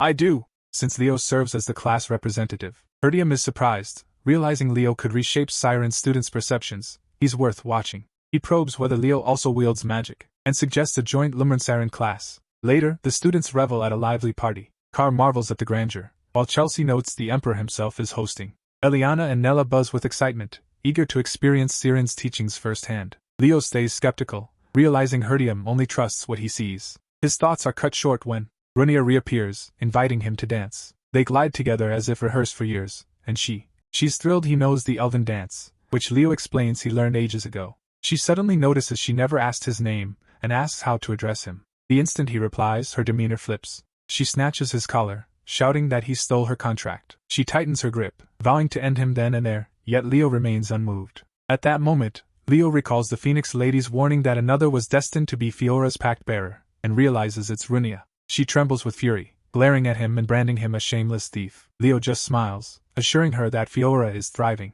His calm only drives her farther over the edge. She screams, "Die!" and charges at him recklessly. Later, Runia bows her head and apologizes for the outburst. Leo brushes it off, making no fuss. He forgives her instantly, and walks away with Professor Herod. Herdium scolds Runia, warning her never to repeat such a careless mistake as the first-year representative. Runia nods dejectedly, then the professor demands they prove Siren's superiority over Lemurn. He shakes her like a blender, proclaiming they must outshine every hero academy. He suddenly panics, fearing he went too far. Runia roars, vowing to crush the thief for Saren's pride. The joint class kicks off as Professor Herod greets the Saren students, promising a first-hand glimpse of Lemurn Academy. The promise instantly sparks their curiosity. He summons Carr, Eliana, and Thad to lead, startling the trio. Herod calmly notes they're among Lemurn's top survivors, now tasked to showcase their skills. The compliment practically melts their hearts. Chelsea spots that each department chose a student to teach, while Leo suspects the professor is dodging work. They begin daily lessons, covering everything they've learned about their craft, their distinct magics.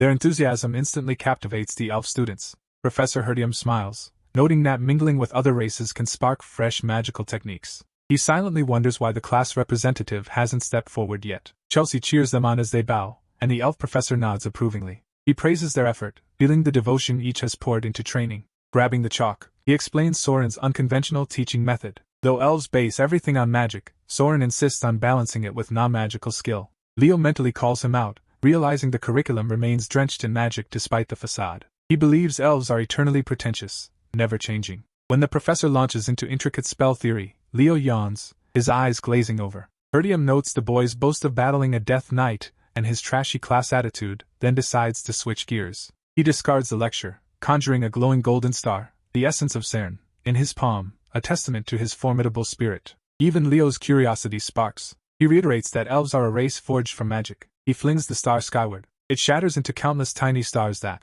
rain down on the students, eliciting awe. Chelsea's eyes glitter as she exclaims, "That's star magic, the elves' original spell system." The professor nods, declaring this core spell, drawn from Luna's legacy, as the foundation of all star magic and its endless variations. He smiles, asking the class if it isn't beautiful. He pauses as a hand shoots up. He gestures the class rep to speak. Leo, indifferent to star magic, calmly points out the spell's misinterpretation. His words chill the room instantly. The professor's face reddens, veins straining, as he struggles to respond. Leo explains the magic won't activate at all. The class gapes as if he'd desecrated a holy relic. The professor recovers, claiming the spell's incompleteness makes failure obvious. He reveals that their forebears decoded the progenitor's archives, gradually restoring the spell to its present form. Leo instantly realizes it's one of Luna's forgotten spells, originally crafted solely for Kyle when she birthed the star magic. Unamused, the professor issues a challenge, demanding Leo pinpoint their misinterpretation. Professor Herod steps forward, attempting to calm the tension. He freezes as Leo strides confidently toward the board. Leo muses that the elves' magic is a diluted copy. He once held Luna's full version before his untimely death. He gazes at the board, questioning whether fate has reunited them. Herod breaks into a cold sweat, aware that meddling with the progenitor's legacy could cripple the elves' prized star magic. Undeterred, Leo dives in, rewriting the formula with his own arcane energy. The elf students murmur bewildered, having never witnessed such a display. Moments later, Leo declares the spell ready. The newly forged formula erupts in a blinding glow. The professor watches the luminous pattern, tears welling. He whispers, asking what spell it is and if Leo has wielded it before. A flashback seizes Leo, placing him on a cliff's edge. Luna calls out, proudly declaring the magic complete. She smiles, telling Kyle she will now teach him the spell. It can make flowers bloom, a golden glow cradled in his hands. Leo reenacts Luna's spell, sending a cascade of luminous flowers through the hall, igniting the room and the students' excitement. Eliana looks at Nella, questioning the class rep's daring feat. Nella merely nods. Runia is stunned by the professor's reaction, wondering if Leo just shattered the founder's legacy before the whole class. Kneeling, the professor clutches a golden flower, muttering disbelief that their magic is merely a bloom. Leo calmly counters, noting flowers nearly vanished in the age of calamity, and must hold deeper meaning for the nebula's founder. He recalls, as Kyle, telling Luna that such frivolous magic wouldn't aid them in battle. She replied that flowers were beautiful, dreaming of a world forever in bloom. The professor concedes the founder embedded a deeper truth within the spell. As the blossoms fade, students whisper, trying to decipher Leo's true identity. Leo quietly reveals he mastered the magic solo, studying ancient texts. He adds he's a dual-class, natural-born mage, without a drop of elf blood. Professor Herod steps forward, apologizes for Leo, and calls off the joint class. He argues it's premature to condemn Leo without an official verdict. Just as he's about to finish, Professor Herdium lunges forward, seizes his hands, and bluntly demands Leo's transfer to Siren Academy. The sudden move throws Herod completely off balance, sparking chaos throughout the class. Back at their quarters, Chelsea proudly ladles a mysterious soup that looks like a one-way ticket to the afterlife. Meanwhile, Eliana serves a risotto just as deadly. The boys immediately debate which dish will kill them faster. Without hesitation, Eliana shoves a spoonful into Car's mouth. He freezes, then vomits it out without a second thought. Loon bursts in, laughing at the spectacle, while Hera quickly drags Leo aside for a private conversation. Loon tells Leo the Grand Assembly has finally ruled on the Death Knight incident. Nella slips away, intent on eavesdropping. He reveals multiple undead sightings have erupted across the realm. Even a Death Knight prowls the fairy forest, prompting a formal investigation. A joint search party is now being assembled. The others listen in secret. Loon warns the mission is too dangerous for first years, so Saren seniors will escort them. Leo asks if that's his only reason for showing up. Loon shakes his head, saying he came for Leo because his granddaughter begged to meet him. Viren steps forward, shy but determined. She asks how Leo's doing, noting she came because he invited her. Leo then introduces her to the group. The girls instantly swoon, gushing over her cuteness. Overwhelmed, Iran darts upstairs, apologizing to everyone. The girls fear they've messed up. Loon tells Leo he's counting on him. Silently, Leo heads upstairs, and finds Iron curled on the balcony. He throws his jacket over her, startling her. She tries to return it, but he refuses and asks why she left Saren. She answers, "I left because I felt unfit to be a hero," a refrain Leo's grown tired of hearing. She recounts meeting a radiant figure, Runya, who embodied true heroism. From that moment, she watched Runya from a distance, realizing she lacked everything he possessed. Determined, she emulated him and rose to the top of the class. Yet something went awry during the dual assessment. Afterward, Runya began to despise her. Leo finds this odd, since Runia never seemed that way, and vows to question her later. He notes, iron reminds him of Verkia and asks if she knows her tale. She lights up instantly, recognizing her ancestor's story. Leo explains that Verkia followed the path of legendary hero mentors. He assures her not to worry about others' opinions. He urges her to forge her own path, instantly brightening her spirits. Smiling, he beckons her downstairs, promising a class full of friendly, fun peers. Later, the group assembles for the expedition. Runya bursts forward, demanding how Leo managed to win Aaron's trust. Leo replies he simply told Aaron not to fear Runya, leaving her baffled. He adds that Aaron said Runya's terrifying stare made her feel despised. Runya admits she stayed focused because Aaron's talent is real, and Leo urges her to watch over the girl. She likely needs help. Suddenly, Professor Herdium calls out, drawing everyone's attention. As a group of third years approaches, Lauder steps forward, and the professor praises the impressive work Lauder previously submitted. Leo looks at Runya, asking who the guy is. She replies he's her senior who rose from zero to hero this year. Leo finds that oddly suspicious. Professor Herod calls the group together, announcing it's time to form three-person teams. He names the first team, Leo, Runya, and Lauder, hardly a coincidence. As they head out, Runya grumbles about the professor's team building, push, and Leo quips about the thief remark. His tease sparks her again. She snaps she still hasn't been recognized, while he ignores her like background noise. She scans the area, puzzled by Lauder's absence despite the team format. Leo remembers Lauder mentioning he'd go solo. He guesses Lauder has his own plan. Leo places his hand on the floor, sensing something amiss. Runya remarks that after all this ground they've covered, not a single undead has shown up. Leo, however, is seized by a sudden realization. The landscape looks unchanged, reminding him of his conversation with Kirin. A lingering death curse blankets the land, detectable only by someone who survived the cataclysm. Death King Hellkaiser, Erebus' most loyal follower, once commanded the Legion of Tartarus. Leo doubts Hellkaiser arrived himself, suspecting he dispatched the Death Knight Karja as his agent. Standing, Leo senses that beyond this point lies a secret within the fairy lore that Silrid is desperate to guard. Runya looks at him, confused, and asks if he felt something, but before he can answer, the footsteps break the silence as an approaching presence becomes clear. Instinctively, Leo points his sword forward, only Lauder appears, nonchalantly asking how the investigation is progressing. He probes whether they've encountered any undead, but they deny any sightings. He then asks if Leo was the first to report the Death Knight's presence. Leo confirms, shakes Lauder's hand, and notes the odd black ring on his finger. Lauder retorts that Leo may have leapt to conclusions, blaming his first-year excitement. He reminds them that high-level Death Knights need a necromancer's mana feed, which is why demonic summoners accompany them. Runya deduces that a hidden demon must lurk in the forest. Lauder counters, pointing out they're in the capital of El Salbekia. He reminds her, as a Sarin student, she should know Berkia's surrounding star magic. Runya nods. Leo interjects firmly, stating no rule mandates the necromancer be a demon. Dark magic isn't limited to humans, elves and other races wield it too. Lauder scoffs, insisting elves are too proud to sink that low. He shuts down the debate, ordering them to finish the probe. Yet Leo senses Lauder's hunting for something else. Runya too detects the unease in his demeanor. That night, the group shares notes. Not a single undead, let alone a Death Knight, was seen. Chelsea flags the sudden disappearance as downright suspicious. Carr tries to slip away, claiming he's heading to bed, but Chelsea pulls him back. Elsewhere, a figure with dark intentions leaps from his dorm window. He lands silently, vanishing without a sound. Leo heads to the academy dorms. He slips into Lauder's room like a seasoned thief. Already suspecting Lauder's escape, he enters and discovers a mysterious map. The Fairyland's entrance is marked in bold. Suddenly, Runya bursts in, demanding why he's there. Leo silences her then. She calms, admitting she's after the same clue. Lauder's already gone.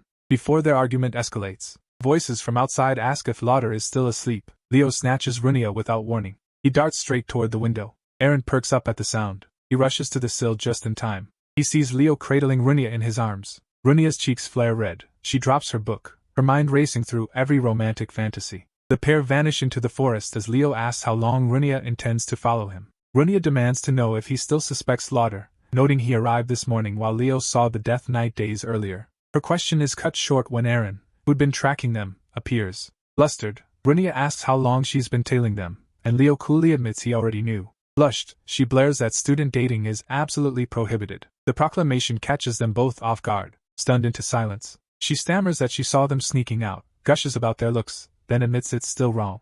Leo rubs his temples, muttering that she's completely mistaken. He urges Runya to clarify the mix-up. Runya, equally flushed, stammers that it's not what she imagined. Suddenly, Leo freezes, sensing imminent danger. A rotting hand erupts from the ground. The earth cracks as undead rise one by one. Leo wastes no time, drawing his sword in a single swift motion.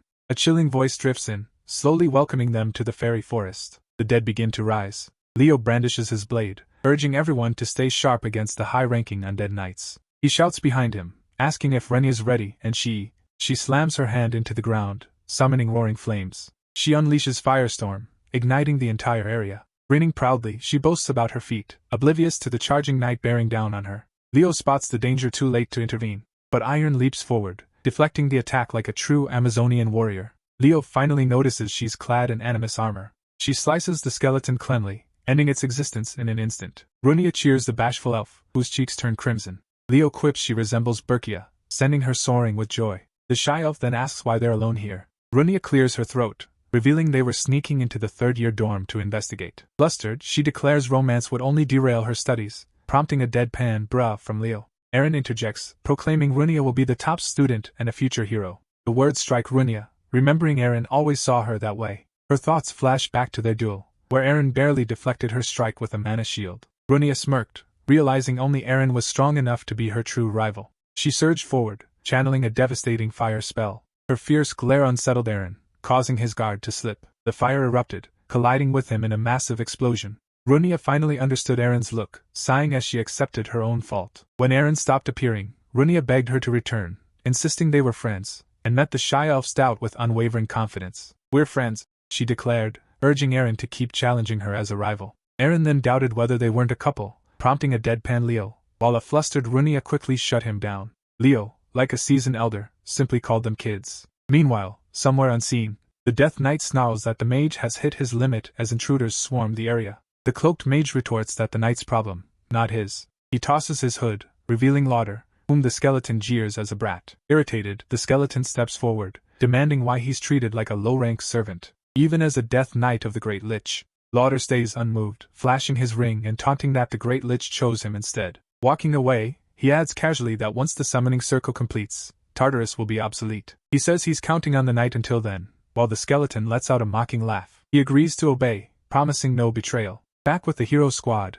Eren can't believe Senior Lauder allied with demons, and Runia shares her shock. Eren shivers, complaining the air has turned icy, and even the red-haired elf senses the shift, while Leo stays silent, aware of the danger. He flicks open glowing sigils like a phone screen and urges everyone to prepare before going deeper. He summons his two loyal spirit beasts. Runia goes berserk at the sight of a scarlet bird. She lunges to crush it, prompting Eren to ask who the beasts are. Leo introduces Fiora and Kirin, impressing Eren further. Leo snaps back, declaring enough and that it's time to enter the forest's core. They plunge into darkness as Leo warns that trouble is imminent. The trio sprints forward, vanishing among the lurking monsters. Runia caps the chaos with a blazing fireball. The charred bodies then exude a surge of dark energy. The dead claw their way back to the surface. Runia deduces a necromancer must be nearby. Leo lunges forward, blade flashing. He obliterates the skeleton horde in an instant. He claims no summoner is near, but Runia remains skeptical. He reveals they're facing an undead curse, a phenomenon Runia has never heard of. Eren interjects,